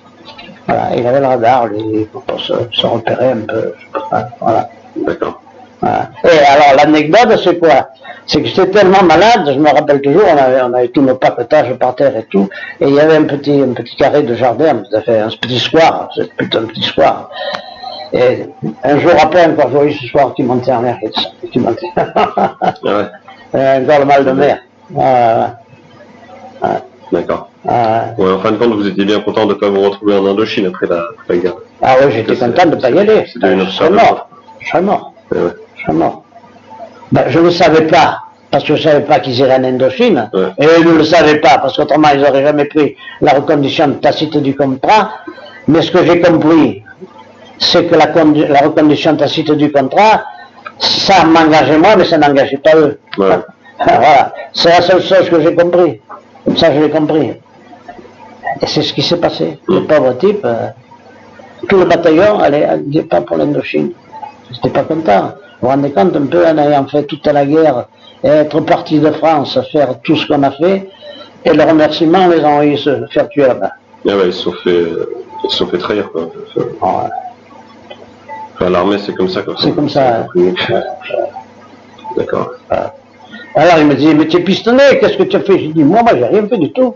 Justement. Moi j'ai pas pris, j'ai pris la reconduction tacite du contrat, j'ai jamais signé. Voilà. Ah, d'accord. Le colonel, il vous appelait, c'était beau, il vous disait, parce que bon, là c'était pas les galants, ça voulait rien dire. Mais c'était, bon, la paye était supérieure et tout, quoi, hein, bon, donc, puis il y en avait qui voulaient faire carrière aussi, hein. Enfin, moi quand j'ai vu tout ce qu'on a fait, etc., dans la brousse, tout le périple quand même, il a été assez long, hein. Bon, ben, j'ai dit, là, quand même, je vais pas me faire raccrocher encore de nouveau pour 3 ans ou pour 4 ans, à savoir qu'est-ce qui se passe, hein. D'accord. J'ai bien fait. Mais c'était comment dans la brousse au Sénégal, à cette époque-là? Ah, c'est bien. Oui, moi j'aimais bien les tournées de police, hein. D'accord. Ah, ouais. Partez, si vous vouliez voir un blanc, prenez la race, vous regardiez. Si vous voulez regarder quoi, vous dites? Un blanc. Ah, d'accord. J'étais le seul blanc, hein. D'accord. Partez avec 15 types, 17 types ou 20 types. Voilà. D'accord. Alors on arrivait sur le village. Alors le village, c'est village indigène, il y a un puits qui fait 1 mètre de diamètre et 10-15 mètres de profondeur. Et au fond, il y a 50 cm d'eau rouge, glauque. D'accord. Alors on met des pastilles pour la purger. Et alors le fait, c'est qu'on n'était pas bien vu. Pourquoi? Parce que ces villages, il n'y a pas beaucoup d'habitants. Il y a, je sais pas moi, 50-100 habitants. Hein. Mais il y a peu d'eau. Ouais. Ils n'ont pas beaucoup à manger. Quand vous arrivez avec 15 ou 20 bonhommes, il faut leur donner à manger. On mangeait sur le village. On tuait 2 ou 3 poulets, etc. On prenait l'eau du truc. Hein. Ouais, donc ils n'aimaient pas. Donc ils n'aimaient pas ça. Ouais. Voilà. Et alors on se tenait un peu à l'écart du village. D'accord. Il n'y avait que le chef de village qui était bien, mais le griot était contre nous. D'accord. Le griot était contre nous. Et alors, parce qu'au début, moi, bon, on ne sait pas, hein, on était un peu avec eux, et puis le soir, ils font le tam-tam, alors, ça fait tranquillement, puis à 11h minuit, ils sont assez excités souvent. Hein, voilà. D'accord. Après, nous, on se tenait bien à l'écart, on ne participait pas à leur truc, quoi. D'accord. Parce qu'ils ont des tas de coutumes. Un jour, j'arrive dans un village, quand je vais voir rassembler, et je vois une femme qui était couchée. Elle avait une bave sanguignolante comme ça sur la figure. Alors ils étaient en train de lui faire des tatouages avec des épineux, vous savez. D'accord. Après, je sais pas, ils mettent du noir, ils mettent je sais pas quoi. Alors là, il vaut mieux pas se mêler ces trucs-là. Mais le truc principal, c'est la bouffe, quoi. Voilà. Ils veulent pas que... Et donc, on faisait les patrouilles toujours pas avec les mêmes races, quoi. D'accord. Ouais. Voilà. Voilà. Et quand il y a eu la révolte des Sénégalais, là, qu'il y en a 2 qui ont été fusillés, là, Ouais. là les autres Sénégalais, il y avait... bougé. Ah, mais là, il faut le faire de suite. D'accord. Ah oui, parce que quand faut faire l'exemple. C'est un Murachol. D'accord. Voilà. Voilà. C'est comme ça. Est-ce qu'on pourrait penser au contraire que de voir ça, ça les révolterait encore plus, quoi? Non. C'est pas leur Ben, quand même, ils sont pris dans l'armée. Hein. C'est quand même l'armée. Hein. Bon, ça va, d'accord, eux ils sont le nombre, hein, parce que nous on était, je sais pas, 15 blancs hein, pour 150 noirs. Hein. Ouais. Mais enfin, le principe c'est l'armée, quoi. Ils sont quand même encadrés. Hein. D'accord.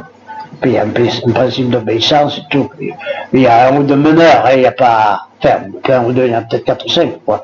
Mais il n'y a pas, les 150, ils sont bien, hein. Ce sont tous des types qui sont dévoués et tout, quoi. D'accord. Et c'était bon des militaires, enfin... C'est des enfants, hein. D'accord. Quand on fait la marche à la brousse, on marche les uns derrière les autres, moi devant. Et ils répètent toujours la même chose. Alors, ils avaient un truc. Ils disaient, Monsieur Napoléon, 0,50 francs par jour. Si vous voulez, avec nous marcher, et augmente. Toute la journée, vous entendez ça, vous marchez. Alors, ils mangent une noix de cola. Voilà. Bon, c'est des trucs simples. D'accord. Ouais. Et c'était des bons militaires ou... Oui, très bons militaires. Et ils devaient être malins, non? Enfin, quand il y avait des combats dans les maisons, dans la forêt, je sais pas quoi, ils devaient être assez rusés, non, ces gars-là? Très obéissants. Oui, il faut leur dire ce qu'il faut faire. Ouais. D'accord. Ils en imposent un peu. Un jour, on arrive comme ça dans une petite forêt, puis on s'arrête à la brousse. Et puis parce que quand on s'arrête, normalement, on nettoie dans la brousse. On nettoie, on fait propre. Et toutes les broussailles, on fait un tas en rond. D'accord. À un cercle de 50 mètres à peu près. Ça s'appelle la zériba. D'accord. Donc les serpents, tout ça, ça vient dans ce tas, mais ça ne rentre pas à l'intérieur. Et là, on était arrivé, bon, il y avait des arbres et tout, on n'a pas jugé nécessaire de le faire. Donc on met nos tentes et tout, puis on se fait à bouffer. Et puis, au moment après, pour aller, quoi. Il y avait ça, il y avait des scorpions aussi, beaucoup de scorpions. Puis des maladies bêtes, la bourbouille, c'est des moutons. Après, il y avait des... Comment ça s'appelait? C'est des bêtes qui viennent entre les doigts de pied. aussi. D'accord. Ouais, bon, il y a des tas de petits inconvénients, quoi, là-bas. Et il y a des gens qui sont morts par des piqûres de scorpions, les morsures de serpents, qui ont été blessés. Bah ouais, vous faites des piqûres, vous avez du sérum. Ah d'accord, il fallait toujours avoir ça sur soi. Ouais. Quoi. Mais les Noirs, ils enlevaient le truc du scorpion, ouais. Et puis après ils le mettaient dans la chicha et ils le gardaient. Le machin de Darras. D'accord. C'est comme ça. Mais vous avez gardé des objets de cette époque, un casque ou n'importe quoi, des trucs comme ça, rien de spécial? Non, je vais vous dire, j'avais piqué moi un Walter belge, c'était en 9 mm. D'accord. C'était un revolver. J'avais mes jumelles, parce que bon, mon rôle c'était les jumelles que j'avais gardées, quoi. Ouais, d'accord.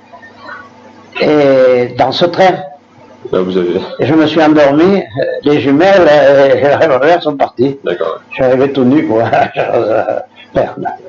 sans voilà.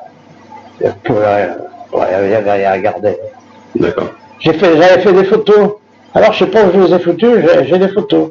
Quoi comme photos où on voit pendant la guerre aussi. Oui, quelques photos j'avais. Mais des collègues ou le paysage oui, c'est ça. Oui. Et j'en avais une cinquantaine. Et je ne sais pas où je les ai mis. Je les ai cherchés hier, je ne les ai pas trouvés. Ah bon, d'accord. J'en ai. Ah, mais si un jour vous les trouvez, ça me pourrait m'intéresser, je peux les faire des copies là. D'accord. Il faut voir les trucs de la brousse, etc. Ah oui, surtout si c'est la brousse, c'est marrant ça. Ouais, quand j'ai dégringolé, vous savez, que j'ai descendu le chose, j'ai senti un petit truc dans le dos, mais c'était rien du tout. C'était égratignure, quoi. Et là, ce jour-là, les Allemands, ils ont fait comment pour vous repérer? Enfin, je suppose qu'ils étaient malins, ils avaient l'habitude de... Ah oui, ils m'ont repéré, hein. Parce qu'ils ont dit, là, il y a le tir. Pour qu'on fasse un tir, il faut qu'il soit sur quelque chose de haut. Quelque chose de haut, c'était ce hangar. Donc ils ont balancé des obus sur le hangar. Hein. Et ils ont bien fait, ils ne savaient pas si j'étais dedans d'ailleurs. Hein. Ils m'ont pas vu, hein, ni rien. Hein. Moi je suis rentré dans un tube là, puis j'ai plus bougé hein, pendant que le tir s'arrête. Puis c'est tout quoi. Hein, comme ça. D'accord. Ouais. Oh, des anecdotes, je pourrais vous en raconter pendant des jours. Non. Mes parents avaient l'hôtel, et à l'hôtel nous avions l'état-major. Il y avait l'état-major, c'était le colonel Mercier de Sainte-Croix qui commandait tout le secteur ici. Il avait son état-major et il mangeait chez nous à l'hôtel. Ils étaient quand même une quarantaine. Et puis après il y avait aussi tout l'état-major des chirurgiens, des médecins du service de santé, quoi. Puis après, ils sont partis dans un autre hôtel. Et là, bon, ils commandaient tout le secteur, mais ici, la Turbie, c'était tranquille, quoi. Et ça n'a pas été bombardé. Moi, quand j'étais, c'était pas bombardé. Voilà. Mais je veux dire, quand même, quand vous saviez qu'il y a l'armée italienne qui attaquait à peine 20 km... Oh, mais non, mais c'était même pas... Je me rappelle plus, je vais vous dire, je sais même pas... C'est que ça vous a pas marqué, quoi. Moi, pas du tout. Non, mais je sais pas si j'étais là ou si j'étais plus là. D'accord. Je peux pas vous dire. Hein. D'accord. Je peux pas vous dire parce que moi, bon, je me rappelle qu'il y avait des soldats. Ouais. Voilà, il y avait des soldats, il y avait des Sénégalais, ils tiraient en l'air, tiraient sur les avions comme ça avec le fusil Lebel. Vous voyez un peu le genre de truc. C'était aucune efficacité, quoi. Ouais. Mais c'était les forts qui tiraient, quoi. On voyait ça de loin comme au cinéma, quoi. D'accord. Voilà. Il n'y avait pas de soldats allemands ni italiens qui étaient là, quoi. Voilà. Et vous avez des anecdotes peut-être sur les soldats allemands blessés qui se font prisonniers, qui n'étaient pas contents, enfin des trucs, quelque chose de particulier? Non, sur les officiers? Non. Anecdote, je me rappelle, je même pas une anecdote. Sur le lac de Constance, on avait occupé une maison, et puis, bon, moi je faisais attention, hein, j'étais pas pour casser les choses, mais en descendant la cave, puis ils avaient du champagne, alors j'ai pris le champagne, et le patron, c'est une belle villa, alors il me dit, vous savez, les conventions de Genève ne nous autorisent pas à faire ça, on a quand même pris le champagne, Voilà. Mais enfin, bon, moi, j'ai évité quand même que mes gars, vous savez... Par contre, vous voyez, quand dans la forêt de la Harte, j'avais un soldat ou deux qui avait des morts, c'était moins 20 degrés. Hein. Et il y en a qui, je le sais, qui cherchaient les morts pour voir s'ils avaient des dents en or, etc. Enfin, c'est pas bien ça. Mais autrement, on a toujours été très corrects. D'accord. Et donc avec les Sénégalais, il n'y avait pas d'histoire de viol, tout ça, trop. C'était pas du genre, ça c'était plutôt les machins, les régiments. Ils n'ont jamais violé quelqu'un. D'accord. Non. Non, j'étais bon enfant, hein, le Sénégalais était bon enfant, hein, très obéissant, très droit, très... Et il y avait des officiers ou des sous-officiers sénégalais aussi, il y en avait? Oui, bah oui. Ils étaient très bien. D'accord.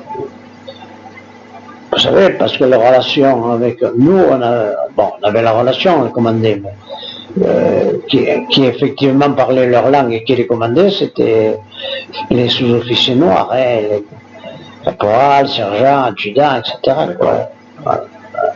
C'est eux qui avaient la main mise dessus. Bon, nous, on supervisait un peu ça, quoi. Mais vous ne pouvez pas les diriger sans l'aide d'autres Sénégalais, quoi, parce que ils ne parlaient pas. Bah si, on parlait avec eux quand même, on les commandait, hein, mais enfin, bon, l'autorité de tutelle, c'était vraiment leur adjudant, leur truc, quoi. D'accord. Ah oui, il y avait un gros pouvoir sur eux, quoi. Et il y en a qui parlaient pas français ou... Non, ils parlaient tous le français. Par les petits nègres, mais... Et entre eux, ils discutaient dans leur langue de... Oui, toujours, ouais. Mais à la fin, on arrivait à parler un peu, moi j'arrivais à parler un peu le Wolof, hein, au bout de 2 ans, bon. Mais enfin, je comprenais pas beaucoup, quelques phrases, quoi. D'accord. Voilà.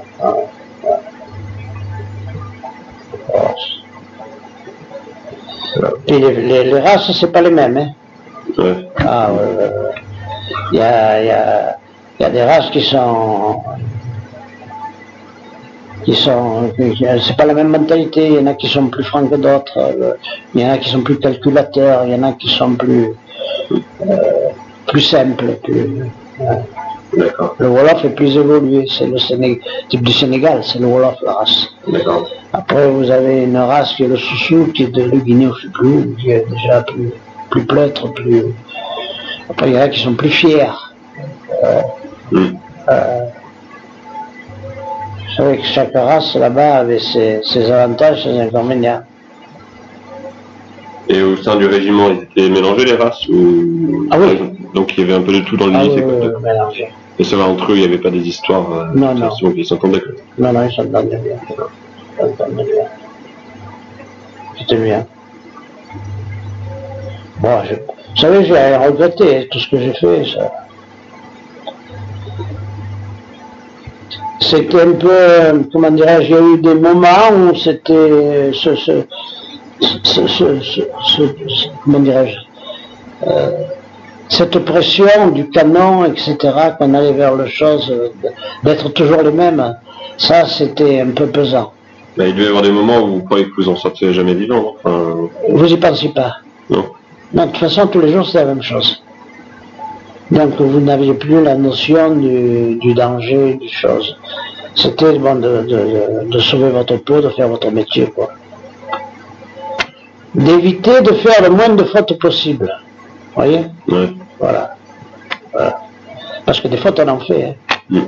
Je me rappelle une fois,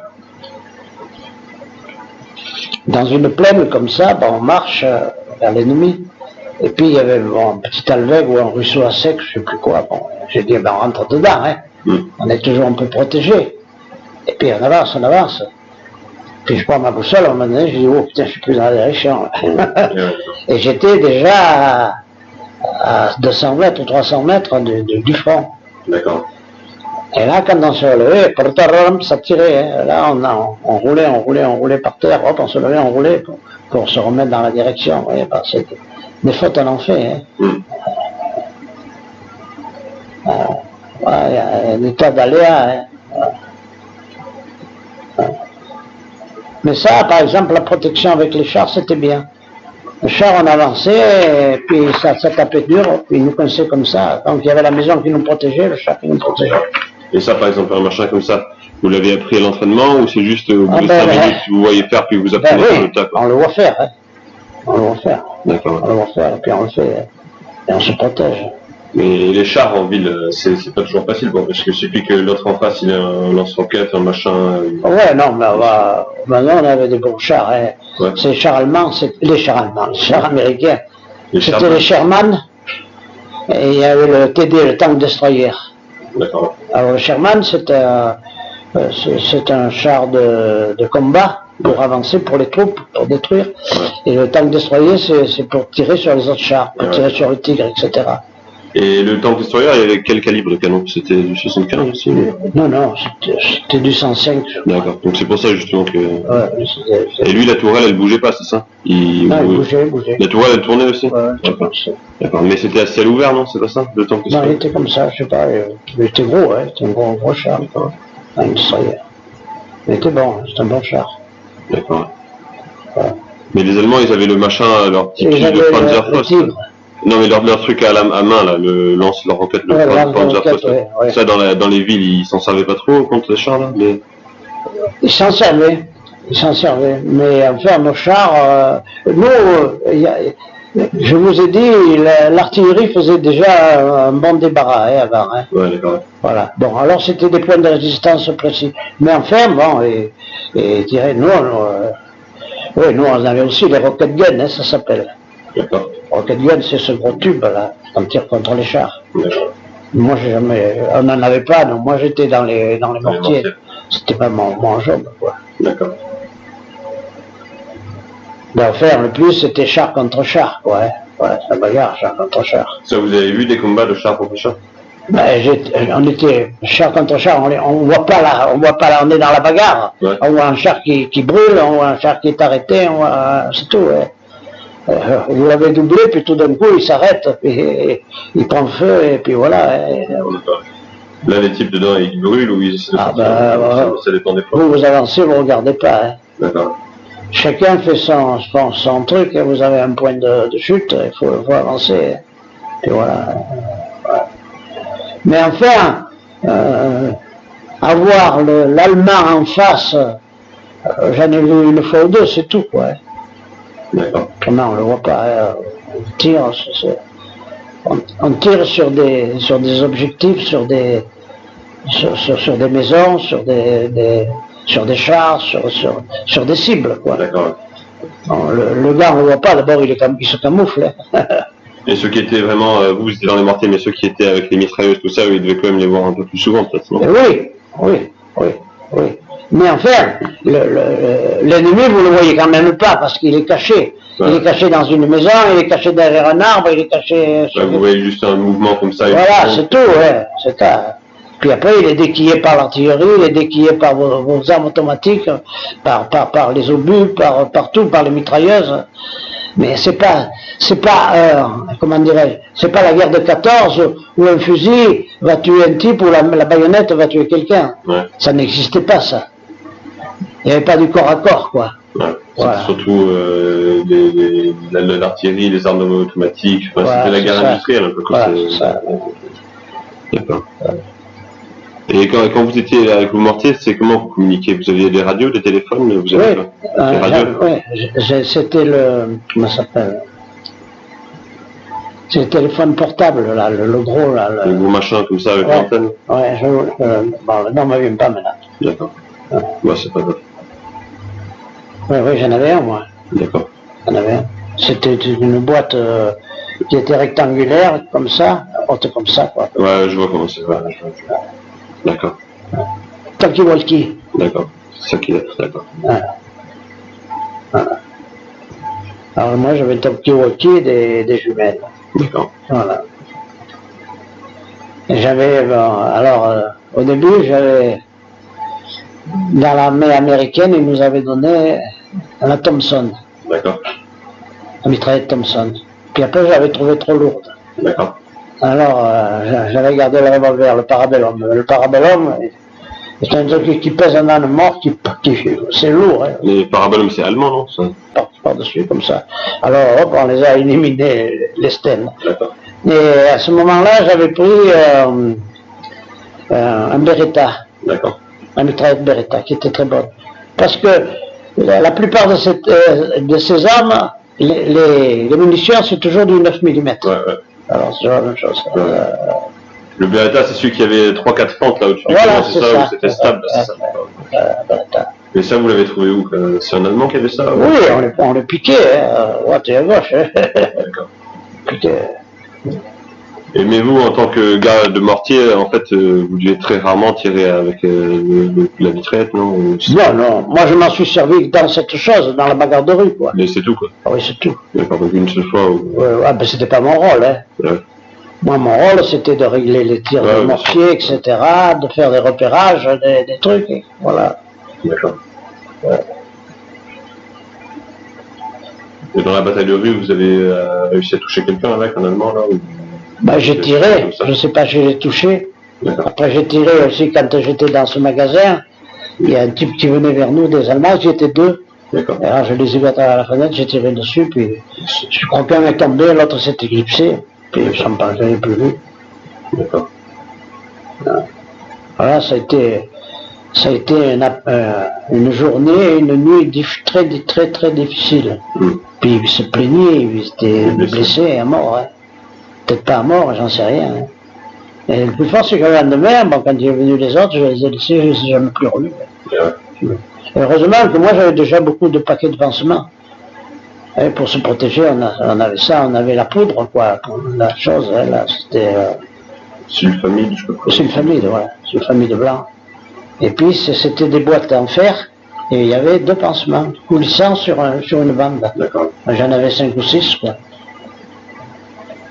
Ouais, moi, je m'étais fait un truc, j'avais des chargeurs de mitraillettes devant, j'avais fait une espèce de blouson, quoi. Ouais, d'accord. Sans manche. J'avais trouvé une mitraillette, puis on avait 2 grenades, là, pendues, et puis il y avait les chargeurs de mitraillettes. D'accord. Puis devant, j'avais une petite poche où j'avais les rations. D'accord. Parce que il y a la ration C, qui est la ration où vous avez les 8 boîtes, où vous avez les beans, etc. et tout. Et il y a la ration K, qui est la ration de combat. Alors c'est plus petit encore. D'accord. Et après vous avez le chocolat, qui est la ration de survie, etc. Quoi, voilà. Alors j'avais la ration K devant, quoi. Et ce gilet dont vous me parlez, c'est vous-même qui l'aviez cousu ou... Non, je l'avais trouvé en allemand. Ah, donc c'était un machin allemand, en fait. Ouais, c'était un truc allemand. D'accord. Et il avait fait. Et c'est lui-même qui l'avait fait, c'était un truc fait à la main, quoi. C'était pas un machin... Non, c'est rien. D'accord. Et j'ai vu que les chargeurs de mitraillettes rentraient bien. D'accord.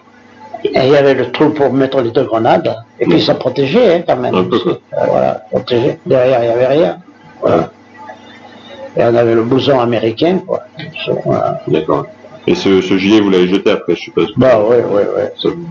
On avait ça, on avait les snowbots pour la neige. D'accord. Voilà. On était bien équipés, hein, même. Eux, ils avaient plein d'équipements, là. Ah, ouais. Ils ont laissé à chaque fois là où ils passaient. Après, on avait des grands sacs marins comme ça. C'était des sacs pour mettre à l'arrière, quoi. Où on avait tous les objets, les vêtements de rechange. D'accord. Ah. Après, il y avait les rations lyophilisées. Il ne manquait rien. Quand on a fait le débarquement, là, il y avait même les trucs pour les moustiques, mosquito, bite cause malaria, pour les piqûres de moustiques, etc. Il y avait tout, hein, dans l'armée américaine. Il ne manquait rien. Hein. On avait droit à 2 paquets de cigarettes par jour, un paquet de Camel ou de Lucky Strike, ou ce qu'on voulait, une boîte de trucs de bonbons, de Charms. Voilà. D'accord. Voilà. Et quand vous parlez des mines, c'est-à-dire quand quelqu'un sautait sur une mine, en général, il était blessé ou tué plutôt? Blessé. Blessé. Ouais, et il mettait des mines surtout pour juste pour blesser, pour que ça arrache un pied, puis que le gars il soit... Ben oui, c'est ça, c'était pour retarder. Hein. Ouais. D'accord. Ouais. Et là, vous mettiez un tourniquet ou un machin comme ça, ou vous mettiez un tourniquet sur la jambe ou... Ah oui, ben, on faisait ce qu'on pouvait, ce qu'on avait. Hein. Des pansements, hein. Toujours les mêmes. Hein. Ouais. D'accord. Mais enfin, il y avait des... moi, là, j'ai dû faire j'étais tout seul avec eux, avec des blessés. Ouais. Mais normalement, il y a le service de santé. Hein. Qui vient. Ouais, il y a les infirmiers qui viennent. Hein. Quand il y a des blessés, c'est pas vous qui vous en occupez, c'est pas votre rôle. Hein. Ouais, d'accord. Voilà. Le blessé, vous le laissez, vous mettez quelque chose pour le couvrir, pour le protéger du froid, etc. Puis, de suite, il y a des infirmiers qui viennent. Bon, là, j'étais coupé, c'était fini, là. Hein. Là, on était dans une ville enfermée, quoi, bloquée par les Allemands, quoi. Hein. Chacun pour soi, là. J'ai vu personne pendant un après-midi, une nuit. Hein. Et vous étiez tout seul avec le blessé, juste vous, vous étiez le seul à ne pas être blessé. Ouais. Ben, j'étais le seul à ne pas être blessé, c'est que je les ai ramassés et je les ai mis dedans, quoi. D'accord. Voilà. C'est comme ça. Il y a des moments où c'est plus difficile, des moments où... Ben, je vous dis, j'ai jamais... Il y a des choses qui frappent. Quand j'ai vu mon copain, par exemple, qui avait pris une balle dans le front. Ouais. Et il est de... Ah. Non, c'est sur l'autoroute, là, ici. C'est la sortie pour aller sur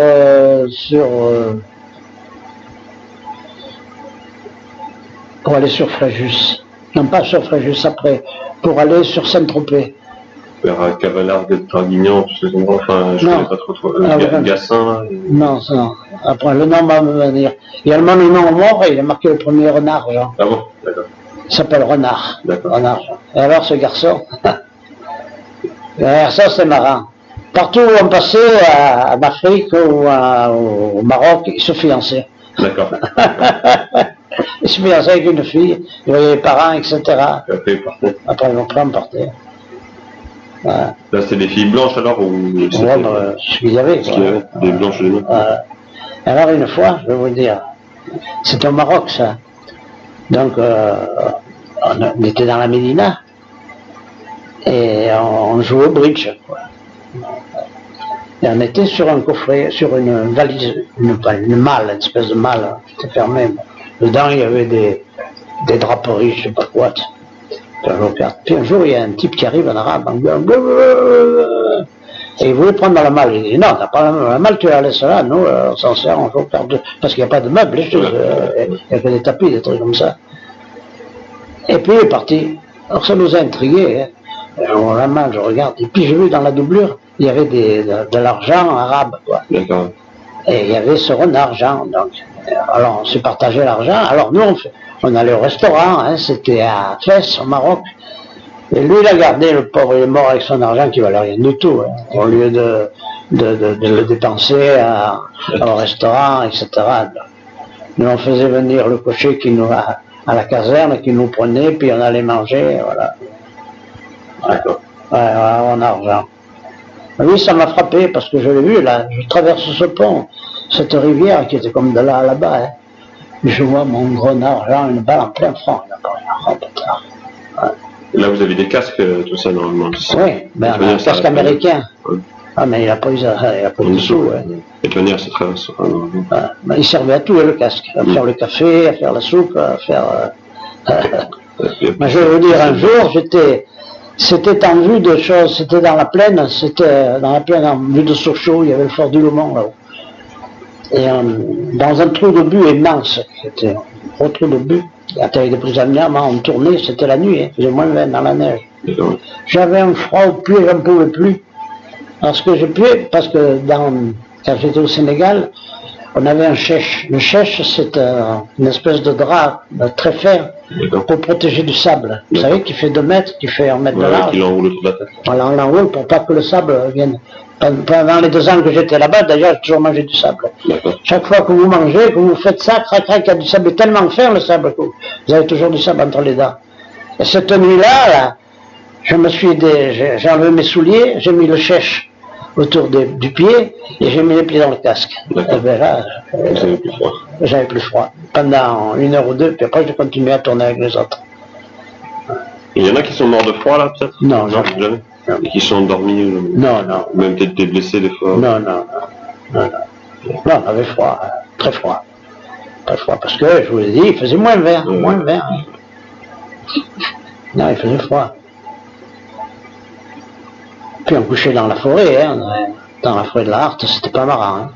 Alors des fois on couchait quand on pouvait, on était dans des habitations, mais quand on était en brousse, dans la forêt ou en campagne, on couchait où on pouvait. Là vous creusez des trous d'hommes des fois aussi? Dans la forêt de la Harte, on avait des abris. D'accord. Les abris. Là ça bombardait, hein, parce que là ils se défendaient. Là c'était en Alsace. Là ils ne voulaient pas se laisser faire. Et là dans le truc, on était dans ce tunnel. Oui, il y avait la plaine, et puis ce truc il était comme ça. Voilà, et la voie ferrée était dessus. Parce que peut-être là c'était plus haut, là-bas c'était plus haut, donc ils ont fait un talus qui faisait 500 mètres.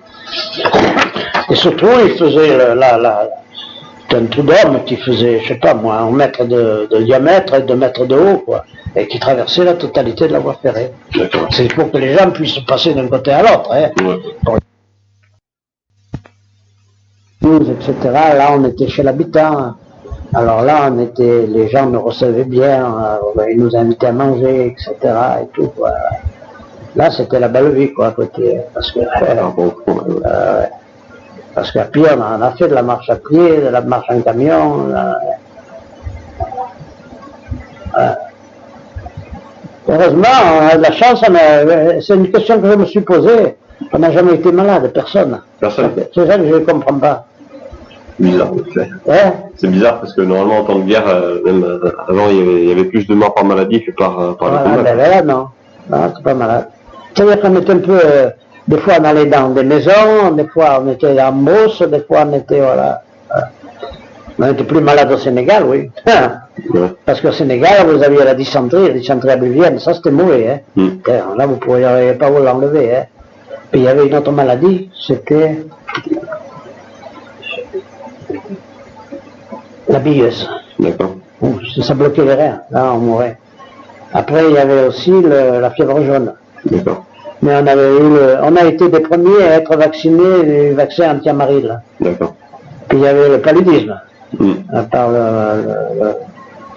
Alors le stégomia c'était pour la fièvre jaune et l'anophèle, hein, c'était pour le paludisme. Là des crimes du paludisme il y en a eu. Beaucoup de crimes de paludisme.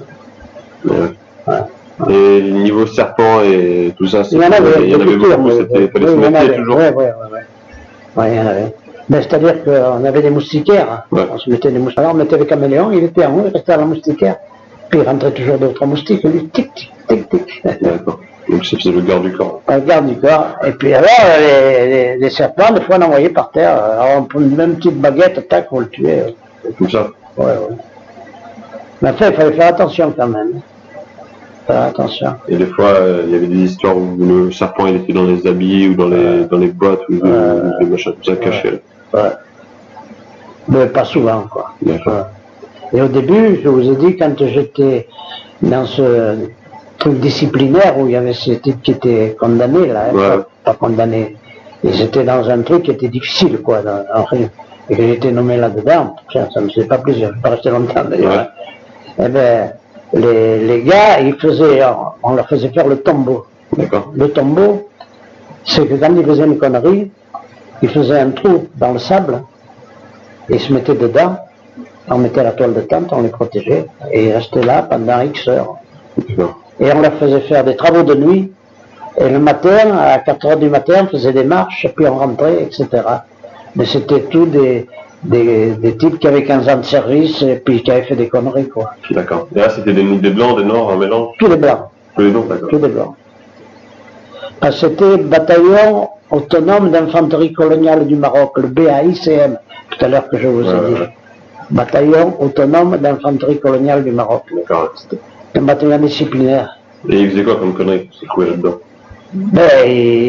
Je sais pas moi, c'était des indisciplinés, quoi, hein, qui faisaient qu'à leur tête, qui faisaient beaucoup de prison, etc., qui refusaient les ordres, ou qui foutaient le camp, et qu'on rattrapait, etc., quoi, hein, voilà, qui se bagarraient. C'est parce qu'on se dirait que des gars qui ont été dans l'armée depuis 15 ans, déjà, c'est qu'ils aiment bien l'armée, ou que l'armée... non, mais c'était des gars qui étaient toujours souvent sous, etc., ou fatigués. Ouais, des gens qui, dans le civil, ils auraient été clochards. Des clochards. des clochards. Alors quand vous étiez sergent de patrouille, par exemple au Maroc, le soir pour faire entrer les gars, alors on faisait tourner de patrouille, parce que là il y avait toutes les armes. Alors il y avait la Légion, les parachutistes, etc. Ouais. Quand vous arriviez dans le bar, que ça devait fermer à 11h, minuit, quoi, ça dépend des heures, etc. Ouais. Et puis qu'ils obéissaient pas. Alors là, avec les Sénégalais, on rentrait bon, on tapait, on mettait ça dans les jeeps, on les faisait rentrer. D'accord. Voilà, et voilà, c'était tous ces types-là. Des types qui étaient sous, qui étaient méchants. Hein. D'accord.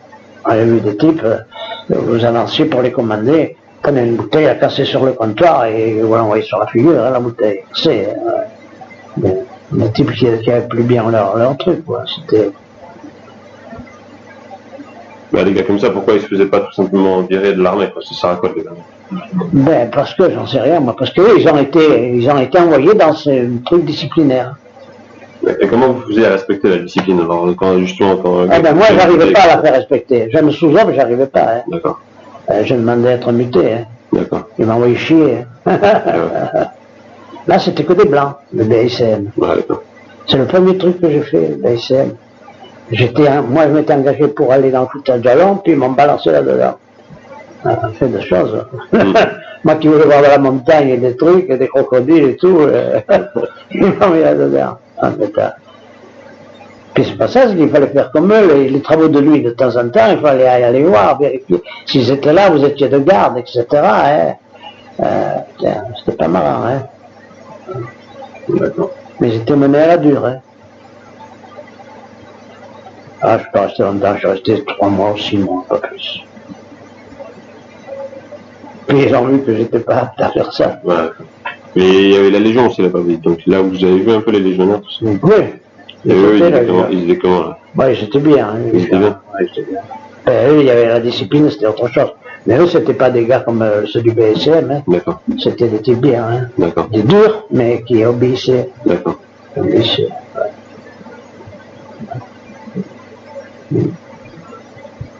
Bon. Ben... Voilà. C'est plus ou moins. Moi, il avait, je crois, 18 ans. Il m'a dit, justement, ils se sont rendus, là, donc, les Sénégalais, voilà. Voilà. Alors, vous avez tout compris. Voilà. Quand je vous ai dit qu'on les a mis là, et puis qu'on leur a dit, bon, maintenant, vous bougez pas, on fait un tir de mitrailleuse de chaque côté, quoi. Voilà, c'était ça. C'était eux. Oui. D'accord. Et il me disait, ils sont rendus et ils ont dit, je crois qu'il avait dit, ils ont pris le fusil, ils nous ont mis un coup de pied au cul et ils nous ont envoyé. Ben, une nuit, ils sont restés là, on ne savait pas quoi en faire, hein, avant de les envoyer en arrière. La nuit, elle est arrivée, il fallait bien faire quelque chose, hein. D'accord. Donc, on les a parqués dans un champ, et puis on ne pouvait pas les garder, comment on fait garder des milliers de types, hein. On dit, ben voilà, on met une mitrailleuse à droite, une mitrailleuse à gauche, et puis on envoie des rafales, hein. De temps en temps, vous ne passez pas, vous restez là, vous craignez rien, vous ne bougez pas, puis voilà, ils n'ont pas bougé, ils sont restés tranquilles. Bien. Lui, il a été donc fait prisonnier, puis après, pour avoir plus à manger, il s'est porté volontaire pour faire le déminage. Ah ouais, mais là, il y avait des pertes là après. Ben oui, on leur faisait faire le déminage. Ouais. Là, quand on était dans ce trou d'obus, là, ben là aussi, il y avait des mines. Ouais. Et on les envoyait faire le déminage dans la neige. Les prisonniers. Ouais, prisonniers. On mettait les gens comme ça. Pas marrant, hein. Et il y en a des fois, ils faisaient pas exprès de laisser des mines là, ou des trucs comme ça. Bon, ça leur convenait pas parce que c'était eux qui étaient là, hein. D'accord. Ils étaient 7, 8 ou 10, hein, donc ils tournaient là, hein, et nous on passait après. Hein. D'accord. Enfin, j'avais trouvé que ma combine elle était pas mauvaise. Celle du cheval là? Oui. Ouais, c'est pas mal. Pas mauvais, hein. J'ai évité comme ça que des types se blessent ou se tuent, quoi. Hein. Oh, mais des aventures. Vous savez, t'as raconté, il y a des jours et des nuits on pourra raconter.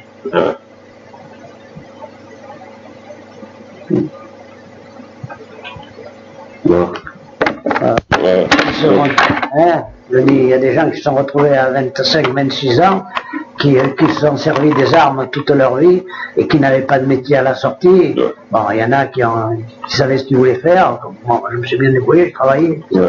Mais il y en a qui ont mal tourné, quoi. Ben oui, c'est français. Tandis que là, l'État, là, le général de Gaulle, lui, qu'est-ce qu'il s'est fait? Il s'est appuyé sur les communistes pour être au pouvoir. Et il a donné des places à tous ces gens-là. Mais aux anciens combattants, à tout ça, il a jamais rien fait depuis. Ben, les gens les utilisent tant qu'ils vous aident, puis après, quand il n'y a plus besoin, voilà, ça. c'est des politiciens, leur but c'est de monter, puis Voilà, c'est ça, de se servir de la politique. d'utiliser les gens, et quand on n'a plus besoin, ben, on les laisse tomber. Et oui, parce que lui, il s'est servi des communistes pour régner, hein. C'est ça. Il s'est appuyé, il avait toutes ces voix-là. Moi, je vais vous dire, j'avais mon beau-frère qui était communiste. Ouais. Et je voulais avoir une moto. Parce qu'avant la guerre, j'avais une moto. D'accord. J'avais une moto, et j'avais dit au colonel Mercier de Sainte-Croix, je vais la garder, etc. Puisqu'il est chef. Il m'a dit non, il faut que vous la portiez parce qu'il est réquisitionné, moto. Ouais. Et on me l'a réquisitionné, on me l'a payé, je crois, rien du tout, 1000 francs ou un truc comme ça. Ouais. Donc après la guerre, j'ai demandé pour avoir une moto, je ne l'ai pas eu. Et mon beau-frère qui était communiste, par le député Barad, il a eu la moto, il me l'a donnée à moi. Ouais. Voilà. C'était un bon pour acheter une moto, mais lui, il a eu le bon pour acheter la moto, moi je l'ai pas eu. Bah, après la libération, il s'est passé des sales trucs aussi là, avec des soi-disant résistants. Ah oui, là par exemple les femmes qui rasaient, etc. Moi j'ai jamais été pour. Ça nous arrivait, hein, on rentrait dans les villages. Ouais. Alors il y avait des jeunes filles, ils les amenaient pour les raser, etc. Ben, moi je voulais pas. Hein. Puis vos trucs, vous les faites après, vous nous laissez, nous on est là, on couche ici aujourd'hui, demain, etc. Bon, on attaquait n'importe quoi, on libérait. Hein. J'ai dit, mais après vous faites ce que vous voulez, mais là vous faites pas de trucs comme ça. Hein. Voilà. Là c'est vous qui combattiez les Allemands et vous ne faisiez pas ça, et après ceux qui étaient restés dans le village qui n'avaient rien fait, c'est eux qui sont... Ouais, mais il y avait des histoires entre eux, hein, des fois, hein, de jalousie entre personnes. Ah oui, voilà. Mais là, tout le monde profitait pour faire n'importe quoi, pour régler leur compte. Ben oui, c'est ça. Hein. Ouais. Ah, puis raser les bonnes femmes, ça servait à quoi hein? La femme qui avait couché avec quelqu'un. Enfin, surtout que les prisonniers français, comme celui que vous avez vu, qui disait je suis bien ici, personne ne l'a rasé comme ça. C'est ça. Et lui, il ne voulait pas rentrer. Et il était sur le Rhin. Hein. Il n'était pas loin, il était à 2 km, hein, la ferme, du bord du Rhin. J'ai dit, tu vas rentrer chez toi. Hein. Ah, ok, non, mais moi je suis bien. Et ouais.